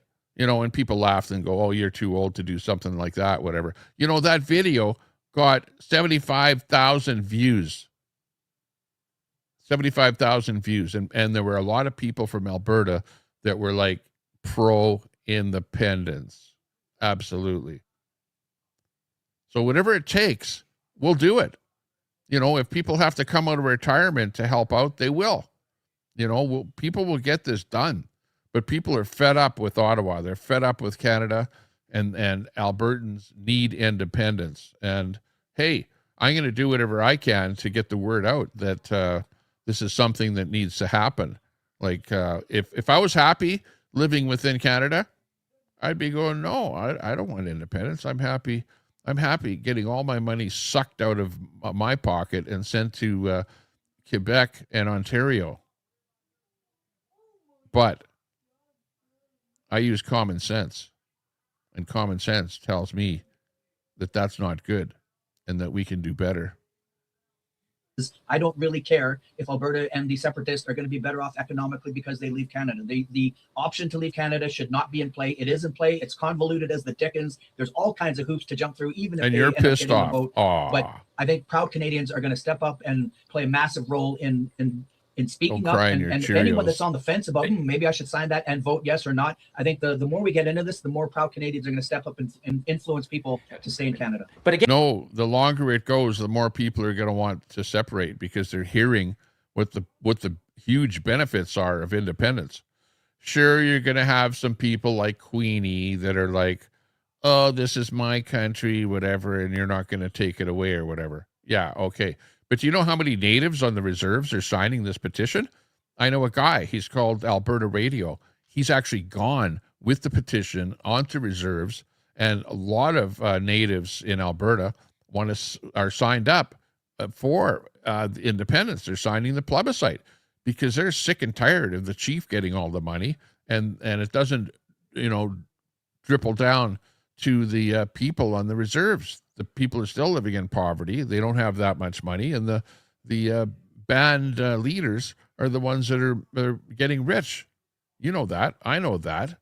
And it has to change. And of course, independence will help everyone in the whole province, not just me, but everyone. Again, Troy, I find your argument weird. So I'm telling you honestly, I'm unhappy. So if 1 million Albertans said they're unhappy in the referendum, you would say to all 1 million of them, get the heck out of the country. I would say you are spoiled brats. I would say you're spoiled. That one I hear often. Yeah, we're spoiled. Okay. I would say, I'm going to call you a name. And there you see the Liberal name calling right there.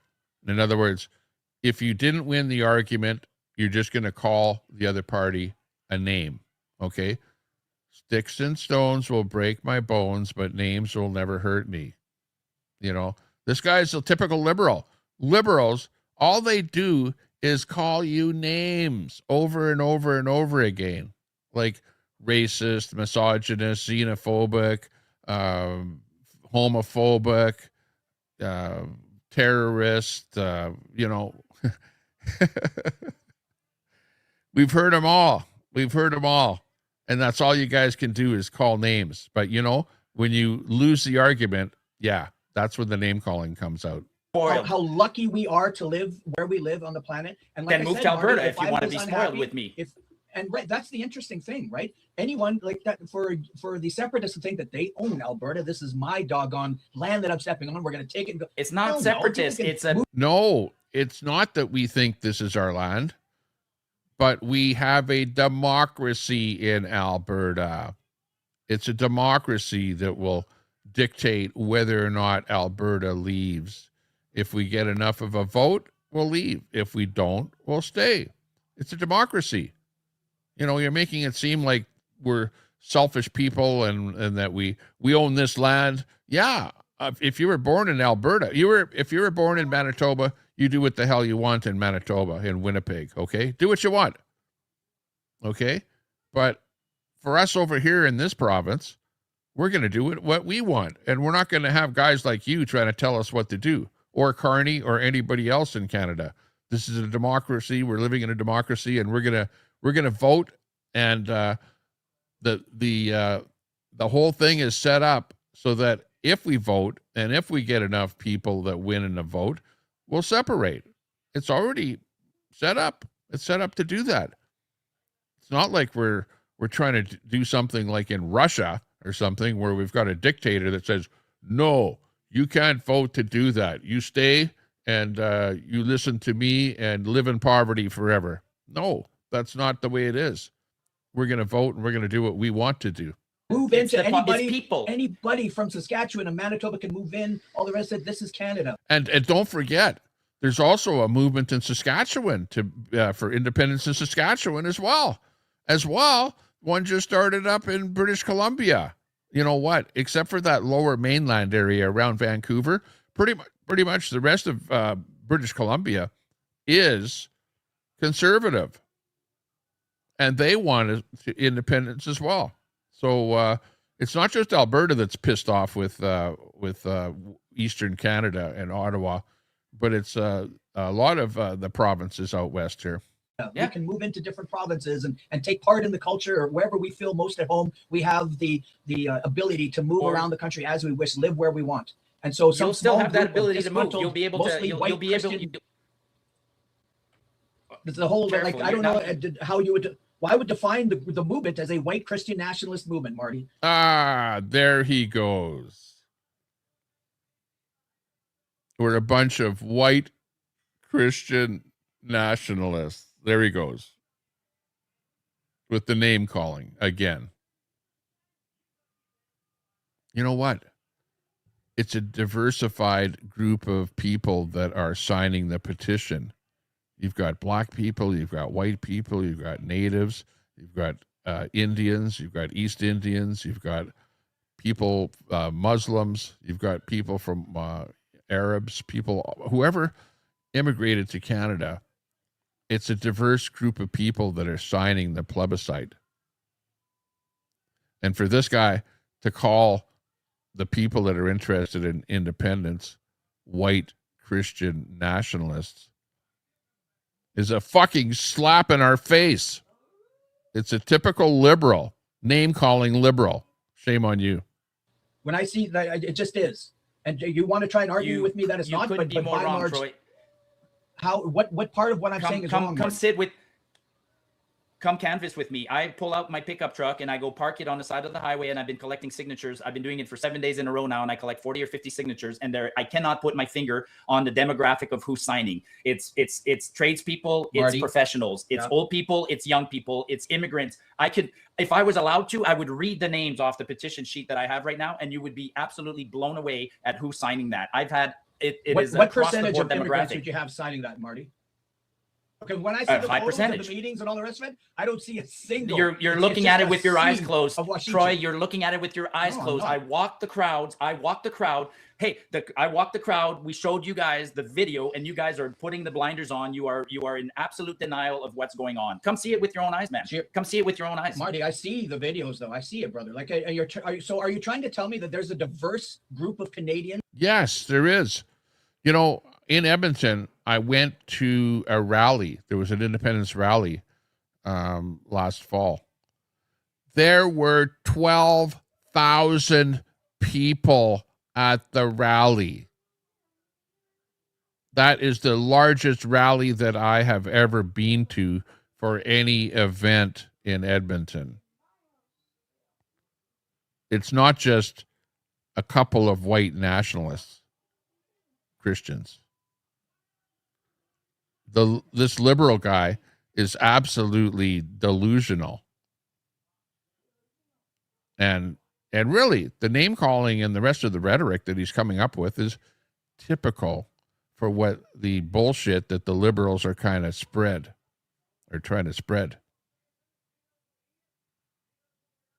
Unbelievable. Yes, cheering on secession of Alberta. Yes, a diverse group of Albertans. Bullshit. No. I'm going to call horseshit on that. Whatever. I'm going to share a rural term with you because I grew up around horses a whole bunch. I'm going to call horseshit on that one, Mark. See, you see that? Another name. Horseshit.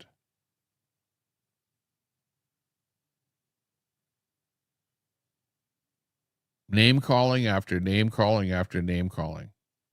That's all the liberals have. No common sense.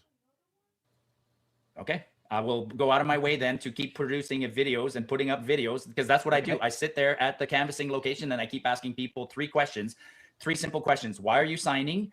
What do you say to people who think that this is a fringe movement? And what do you want to say to Carney? I'm collecting all the what do you want to say to Carney? And that's going to be an awesome video, because Albertans are absolutely, you guys are going to wake up and you're going to be shocked when there's 1 million signatures on that petition. You guys are going to, if there's 1 million signatures, will you change your tune? No, nothing will change my tune. Do you have no right to?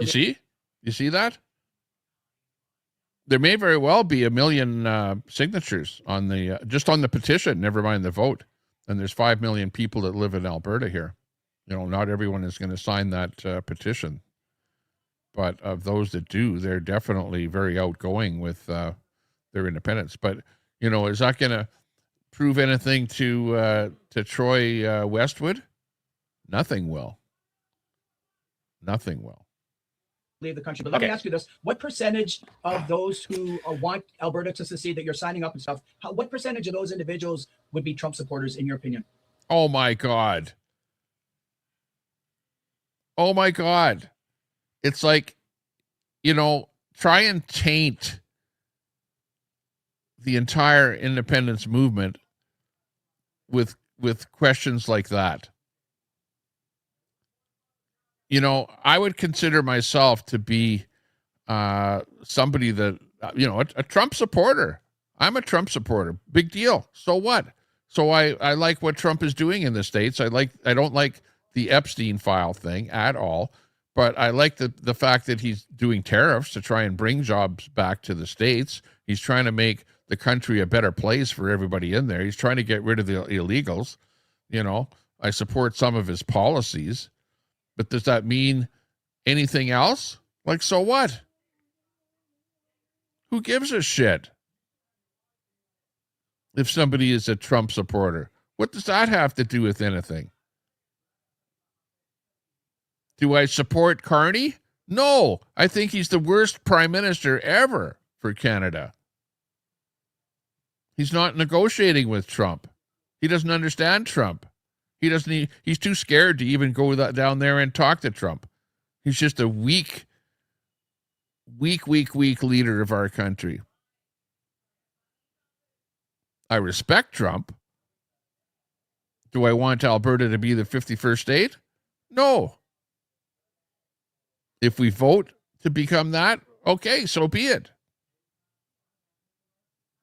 But to try and say that everyone that is in favor of independence is some kind of a white nationalist Trump supporter is pure bullshit, pure horse shit. You said it, pure rhetoric. And that's just like CBC, CTV, City TV, the mainstream media, all the paid media that push this kind of propaganda and bullshit that this guy is pushing. And everybody needs to call him out. We can't go along with having people say stuff like this. All he's doing is trying to bash the movement. That's all. You know, and the same way that Trudeau right away came out and tried to bash the convoy to Ottawa, right? It's like, you guys are a bunch of terrorists. That's the first thing he said.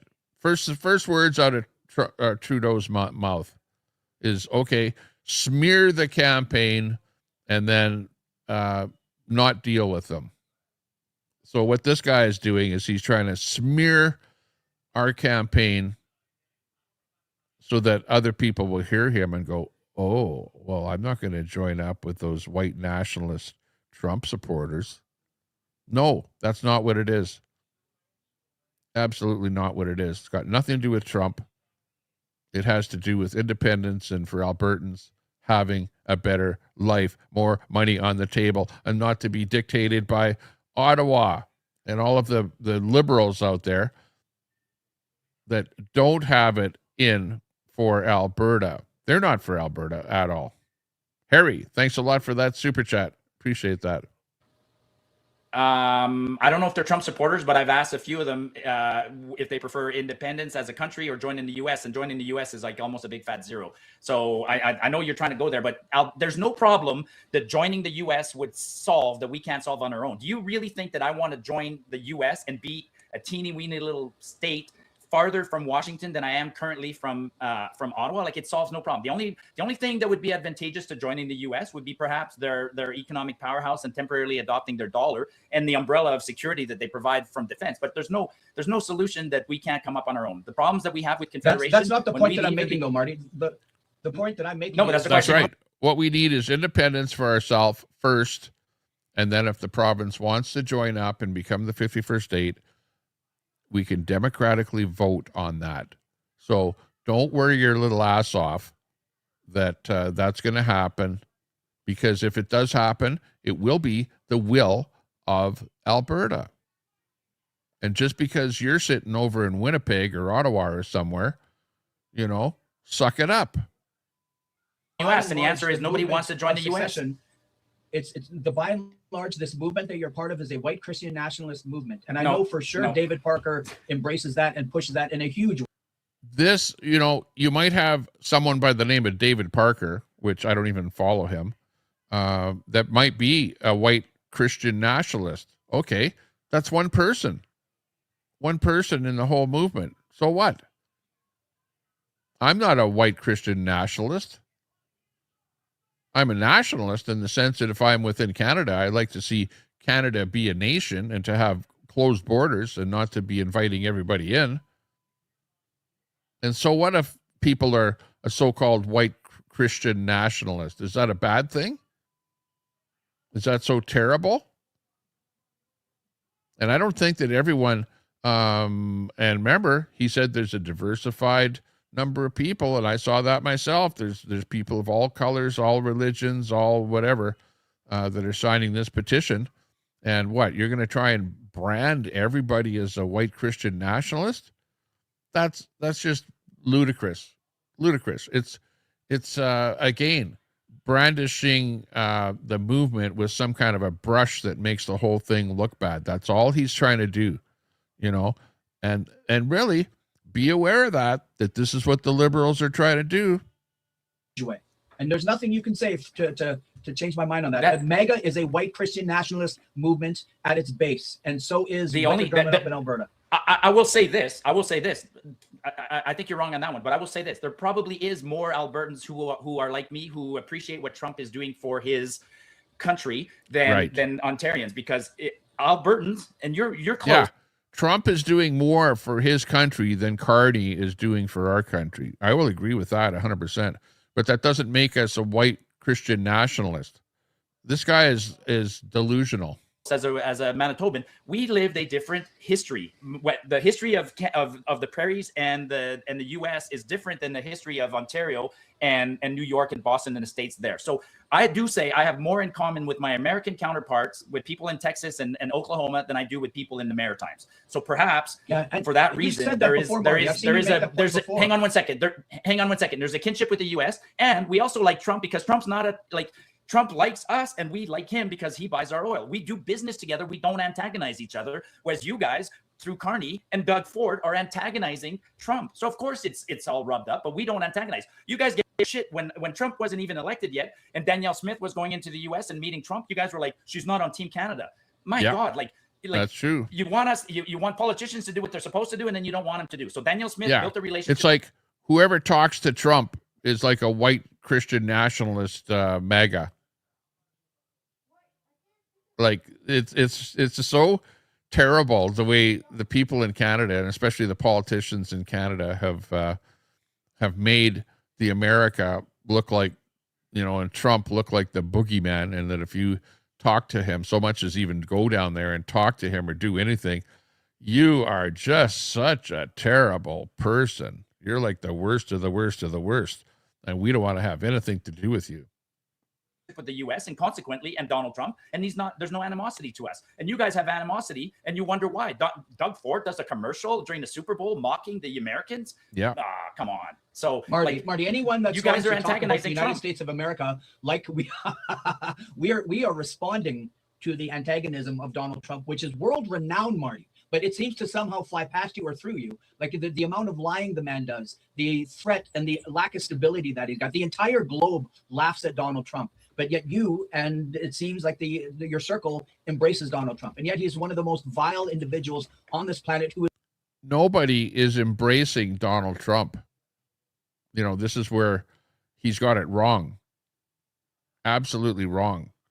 Like if there was anybody that would be the Trump supporter, it would be me. Right? But I don't embrace him. I don't agree with everything that Trump does. Trump is the president of the United States. That's another country. I don't live there. I like some of his policies. Some of his policies I don't like. Some of the stuff that's going on, like with the Epstein files, I don't like. But that doesn't mean that I call the man out or call out all Americans because of what Trump is doing. Even people in the States don't like everything that Trump is doing. But, to try and make Alberta independent people look bad just because we're normal people that look at what's happening and don't throw stones at people. But you're throwing stones. You're throwing stones at the Americans. You're throwing stones at Trump. And then you expect to make a deal with them. That's what Carney is doing. And, that's the reason that Canada is doing so poorly in relations and with negotiations with the United States. Because you guys throw stones and then you expect to have some kind of agreement and to talk and to make deals. And it doesn't work that way. That's why Trump is calling Carney the governor, the governor of Canada, because all that he does is throw stones at the States. So, we're getting exactly what we deserved. And you're like perpetuating the throwing stones by saying the things that you're doing during this interview. Donald Trump has done nothing with Jeff. Donald Trump has done nothing bad to me. Donald Trump is buying 4 million barrels of oil from Alberta. The United States of America, not the entire world is laughing at Trump. Go ask the people in Venezuela how much they. Marty, go ask the people. The United States Trump of America has signed peace deals, man. There's a peace deal in the middle. Resources of Alberta. Now you're gonna tout his war stopping ability and all the rest of it. You're into your ears, with him. Well, you know what you're No, I embracing don't as well, suffer Marty. of- You're embracing. No, I'm a looking with my eyes, pedophile and I who's can deep formulate in an opinion on my Epstein own. files. I can formulate an. So then, okay, how do you accept the whole Epstein thing, Marty? And how do you tell me that? tell me how. You don't. You can't accept the Epstein thing. All you can say is, if somebody is guilty of some kind of an offense, then the FBI or the CIA or whatever should look into it and lay some charges. And if nobody is doing that, and nobody is going to jail, what can you say? You know, we don't like the accusations. I don't, you know, like even in the chat, I see accusations happening.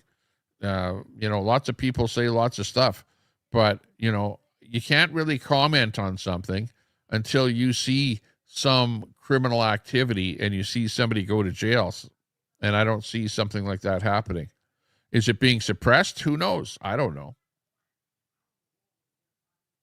Just because you don't like something, that doesn't make it real. Just because you hear something and something is an ongoing thing, an ongoing investigation, maybe people are going to come forward. Maybe people are going to go to court. Maybe people are going to see the FBI and that charges are going to be laid.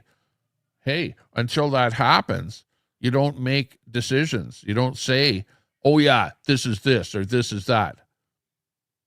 It's like us running a Facebook group. We don't post stuff on there just because somebody says Joe Blow did something and I don't like it. No, but if something goes to court and there's some result of it, yeah, then you do the post on it. And what this guy is talking about is like innuendos. Yeah, okay, there's innuendos out there about Epstein and whatever. I don't like it. You don't like it. Nobody likes it. But that doesn't mean that we start throwing rocks because of it. Thing doesn't bother me. I don't care. I'm not on. Why do you care about Epstein? Because Carney's on the list 69 times. You want to go down? Carney's on the list. Yeah, Carney. Yeah. How about that? Good point. Carney is on the Epstein list. Talk about that. No, you want the facts. Get the facts. Oh, Marty. well then. You have 4 kids. Forget about Epstein then. his If you want to go association down with this Jeff path, Epstein. if you want to go down the path of protecting children, then you should be ashamed of yourself for voting for the liberals who keep promoting this transgenderism bullshit. Like, come on, man. Like, you're going Epstein. Epstein is dead, and it's an island, and it's something that happened 20 years ago, and it doesn't affect me. Epstein doesn't affect you, and it doesn't affect me. It doesn't Keep it affect home, you. man. If you want to protect children, affect then you you. should be critical of the You know, liberals, not Epstein. When we were kids, you're Marty, deflecting, man. When we were kids, Marty. Very good point. In British Columbia, 10 people were killed by a transgender transitioning male to female. And that stuff is promoted by the Liberal government and being pushed into our school system by the Liberals. The Conservatives are trying to prevent that kind of stuff. How about that? I'm not You're deflecting. deflecting. Marty, You're when totally we were deflecting. kids. Okay, Look at that's funny that when Marty brings that up, he all of a sudden shuts up and doesn't want to talk about it. Okay. I'm gonna let Troy respond, and then we're gonna move on to the When next we were segment. kids, Marty, when we were kids, and I find it really sad that the Let's see if he actually responds or if he deflects onto something else. generations, and I think it's mostly Gen X and certainly Gen Z here, but when we were kids, Marty, we heard about people who it's not affecting me, and they just let it happen, right? And the never again, that whole Yeah, but you know what? When I was a kid, when we went to school, we didn't read books about learning how to suck dick. Nowadays, they want those books in the school. that whole notion of an authoritarian type rule and individuals, the See, parallels now you're being a hypocrite between because now you're being Hitler a and Donald hypocrite because Trump earlier did. you told. Now you're being a Shut up, hypocrite Marty. because Dude, earlier, yeah, No, but earlier you said that you it don't doesn't care affect you, because. but for you to just brush aside the Epstein portion of Donald Trump's soul and all of his pathological. Carney is in the Epstein files. Come on. Talk about that. You know, what's this whole deal with Trump and the Epstein files? What the hell does that have to do with Alberta independence? Really, honestly, it's like he's making it seem like I somebody that supports independence somehow supports wrongdoings that was happening in Epstein Island 30 years ago. What a bunch of bullshit. Talk about somebody that's trying to taint something with some bullshit that has absolutely nothing to do with it. line, which is undeniable. Okay, guys. Okay, guys. Okay, all right, moving. I think ridiculous. if you want to get back to that at the end, you can. I let you go quite a bit longer there because I cut one of the segments because it was getting a bit redundant. You had already talked about it. So this will be our final segment, and I'll give you a little extra time in this as well. And we're going to take a look at Alberta's future here. This question was originally for Troy, but since he started with the last one, I will go to you, Marty. Let's say we have an independence referendum and it fails. Should Canada still seek to address separatist dissatisfaction with Confederation? And if so, how can that be done?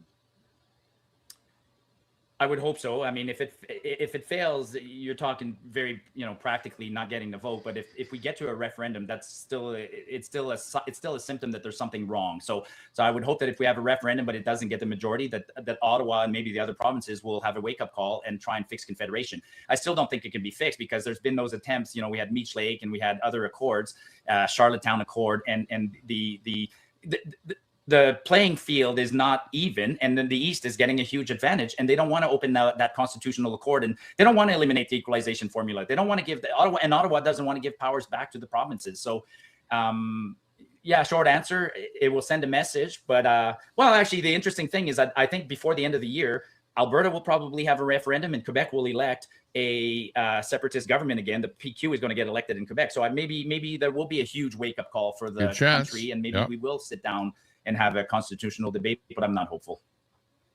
Troy, you want to go ahead and respond? I think when this fails, that there'll be... You notice he said, when this fails, it's like totally negative towards the whole thing. It's not if it fails, it's when this fails. In other words, there's no chance of independence absolutely happening in his mind anyways. So you can imagine the rest of his comment. A celebration for Canadians to some degree, and certainly with our proud brothers and sisters in Alberta that want to stay in Canada. And hopefully there's no truly negative things, any sort of... Hang on. Everything you've said about independence has been negative so far. It's like name calling and the whole works there, the bullshit, the horse shit. It's all name calling. Strong revolts or anything like that with the separatists that want to separate, and then their dreams get squashed and that sort of thing. And then I think it's very important, and as Marty brought up, the flames that are burning with separatism or separating from Canada still alive in Quebec. I think it's very important that we live in a time right now that is, in this hemisphere, the most turmoil exists now since World War II. And I think it's very important that Canada takes steps and takes measures, because we cannot be a strong, stable... But you know why that has happened? It's because Ottawa has been inactive. Ottawa has not listened to Alberta at all. Ottawa has not tried to work with Alberta with anything. And that's why it has come to this. That's why this is happening. Yeah, if it doesn't happen, we sure as hell better get more from Ottawa. We better get, I say cancel those equalization payments completely. Let Alberta keep the money that we generate within our own province to help people within our own province. And if you live in some other province, start building widgets or start doing something that will put some money into your pocket. Do something useful instead of sucking the tit off of Alberta. Stable nation until the option for provinces to leave is extinguished and changed. And I think the laws need to be addressed. We have all kinds in this day and age of disinformation. We have foreign entities that are playing major roles in influencing thought, creating all kinds of trouble on social media platforms that are unregulated, where disinformation runs wild. And all. Oh my God. Yeah, this is where Carney wants to shut down channels like mine so that we won't be able to talk about stuff like this. That's what he's talking about, because I'm spouting out disinformation. Meanwhile, him with all of his comments here tonight, what a bunch of disinformation. What a bunch of bullshit. He's the one that's spouting that off, not me. I'm sitting here correcting him the whole time. But you know what? We're tired of it. We're tired of all this bullshit. We're tired of being oppressed and there's more and more bills coming oppressing more and more free speech in our country, and we're getting sick and tired. And all the rest of it. We have Putin, a very hostile Russia, Trump, very hostile America, that Canada needs to protect itself, I believe. So I think that the laws need to be rewritten so that it can't happen again. And Oh my hopefully God. things can move forward where all these different... The last thing that we need is more laws, more oppression.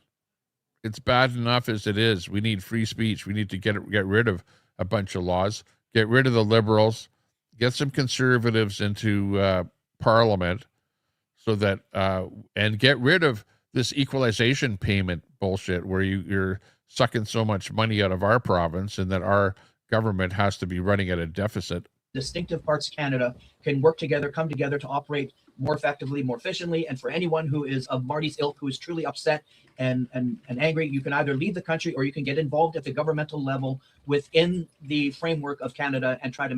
You can't get involved at a governmental level because the people are already there and they're unable to do anything because the liberals have brought in 25% of the population. They're going to vote liberal, and the votes, when you cast your ballot in Ontario, as the votes come across Canada, as the time changes, the way that Canada is going to be has already been decided by time the people in Eastern Canada and Ontario have voted. So it doesn't matter how we vote in Western Canada. They've got the majority over there, and they've already decided the way Canada is going to go. And that happens to be liberal. make change that way. Marty, go ahead. Which is what we're doing. We're getting involved within the existing framework. The Constitution, this Clarity Act, and other things say that we're allowed to do what we're doing. So I am getting involved. I know you don't like it, but citizens of Alberta are getting involved. But at the end of the day, that's right. I find your comment absolutely incredible. Like, rather than find out why a group of citizens in Alberta or Quebec are unhappy and perhaps addressing their unhappiness and fixing what's wrong with the Constitution, your solution is, let's just tighten it down and let's not let those fuckers get out of here. Let's prevent them from getting pissed off, even though they're pissed off. And what he said, he's saying, get the hell out of here. Get out of here. If you don't like it, just get out of here. Move out of Canada. Move somewhere else. That's what he said. That's what Troy Westwood just said.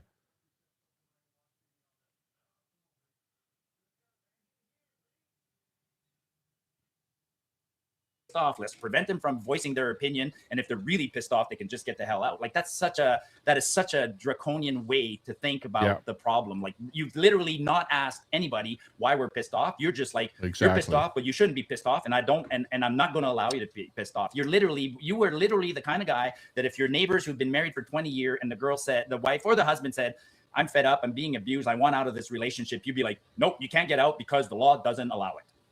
That's what you would do. You would make the laws. You need a different analogy. Repeal the divorce. He just said we have to make more laws to tighten things up to make sure that guys like you don't try and separate again. Laws in this country. That's interesting. That's fascinating. And in a typical liberal, you do not like. Your solution is more force and take away the. I mean, you even said it. You're pissed off that we're selfish. You call us selfish, and you call us treasonous. Spoiled. And treasonous. Spoiled. Sure, spoiled. And so we're spoiled. Brats. And your answer to us being perceived as spoiled is, I'm just gonna make it impossible for you to voice your concern. Wow, that's right. That's interesting. No, but I mean, thanks for coming up. Your concern and battling to leave the nation are two totally different things. We've been voicing our concern for 100 years. Yeah. Exactly. Alberta has been complaining forever about getting a raw deal in Confederation, and Ottawa has done nothing about it. You know, with 5 million people here, we have very few MPs, members of Parliament, in Ottawa, compared to little provinces out in the West Coast, or the East Coast, like Nova Scotia, PEI, and a bunch of other places there that have very little population, but they've got lots of MPs. Like, it's disproportionate. That whole thing was supposed to be changed with Trudeau. Trudeau talked about that, about changing the number of MPs that are out west here. But you know what? In order to stay in power, he never did make any changes on that. This hat here, it says 1905.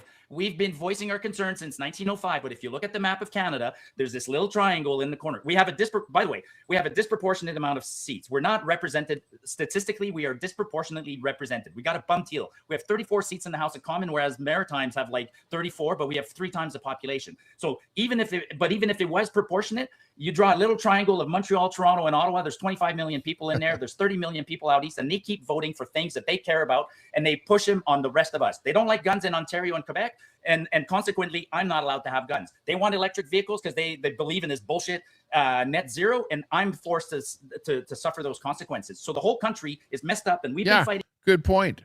Carney comes up with this thing, giving you, okay, it's like this. You're going to take my taxpayer money and you're going to give it to somebody that wants an electric vehicle and give $5,000 to him to offset his purchase price. So you're going to take my taxpayer money and give it to somebody that wants an electric vehicle. I don't want an electric vehicle, and I don't want my money being used to subsidize somebody else buying an electric vehicle. If somebody else wants to buy an electric vehicle, let them. If they want a gas vehicle, let them. But you're oppressing me by taking money out of my pocket in order to subsidize somebody else that is a wealthy person. If you can afford a brand new car, you're a wealthy person. You're not poor. So why are you giving my tax money, who myself, I buy used vehicles all the time. I don't even buy a brand new car. I'm driving an old truck, and I'm happy. And if I buy another vehicle, it won't be a brand new electric vehicle. That's for people that have a lot of money, a lot of disposable income, and they don't need the $5,000 rebate.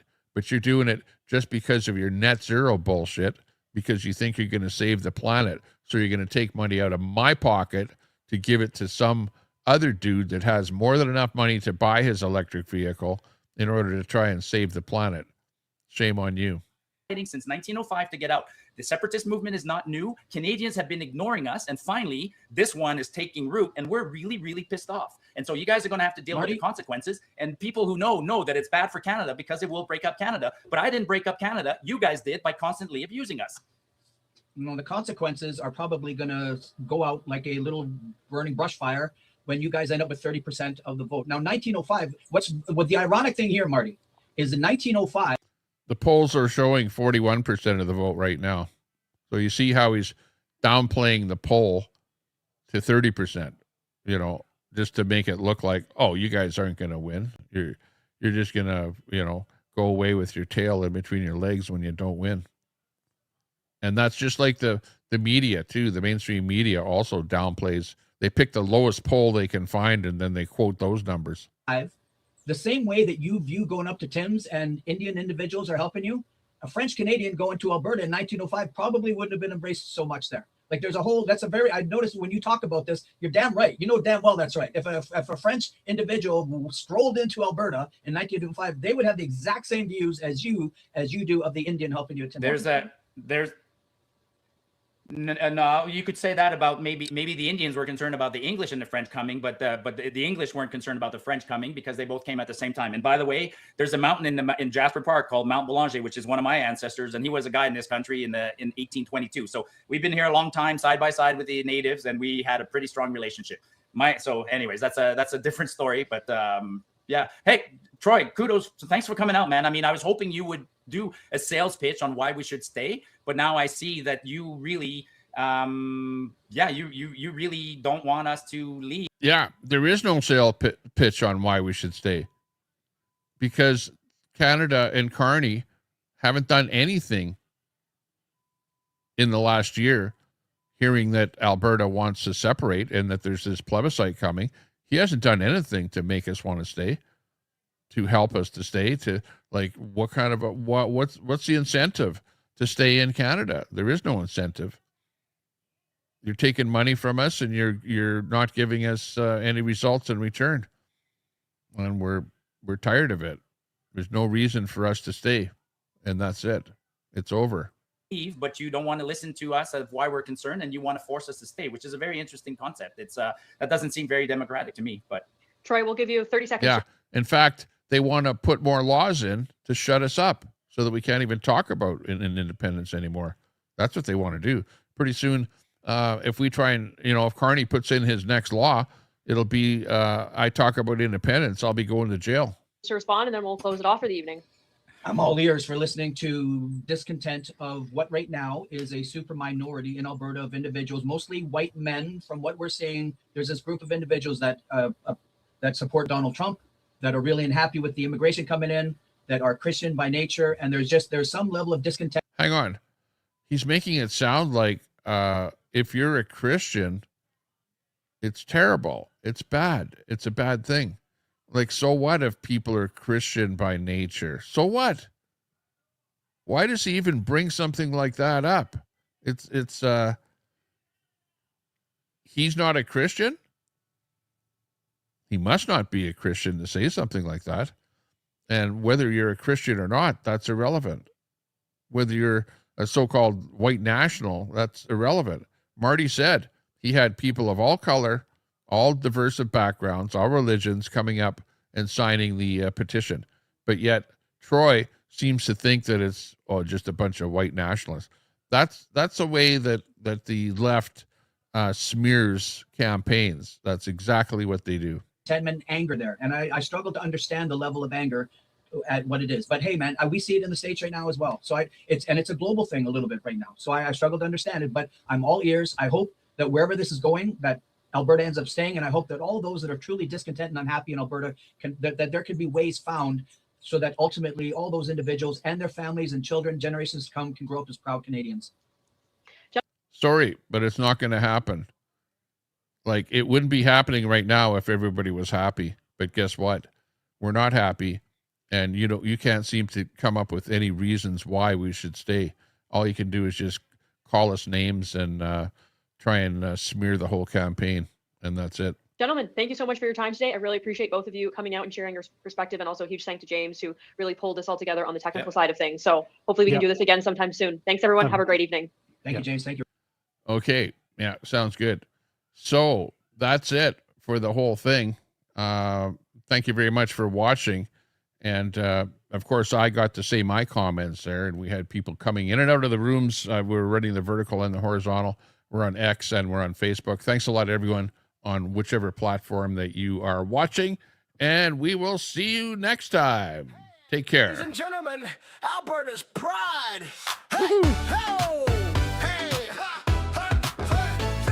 Alberta's Pride. Pride TV, good to see you. Spin City. Everybody else, thanks a lot for joining us. Thanks a lot for the super chats. Big thumbs up. Thanks for supporting the streams. Let's go. Alberta for the win.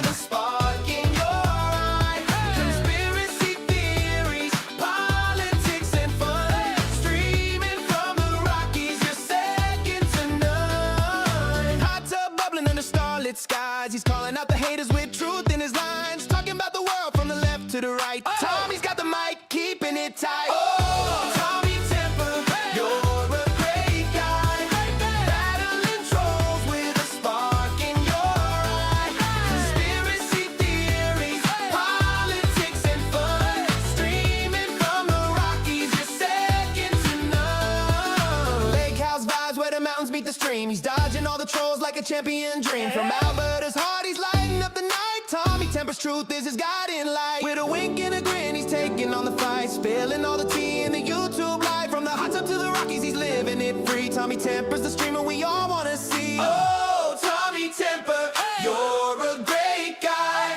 Battling trolls. Later, Big D. Thanks a lot for joining us. Conspiracy theories, come along for the ride.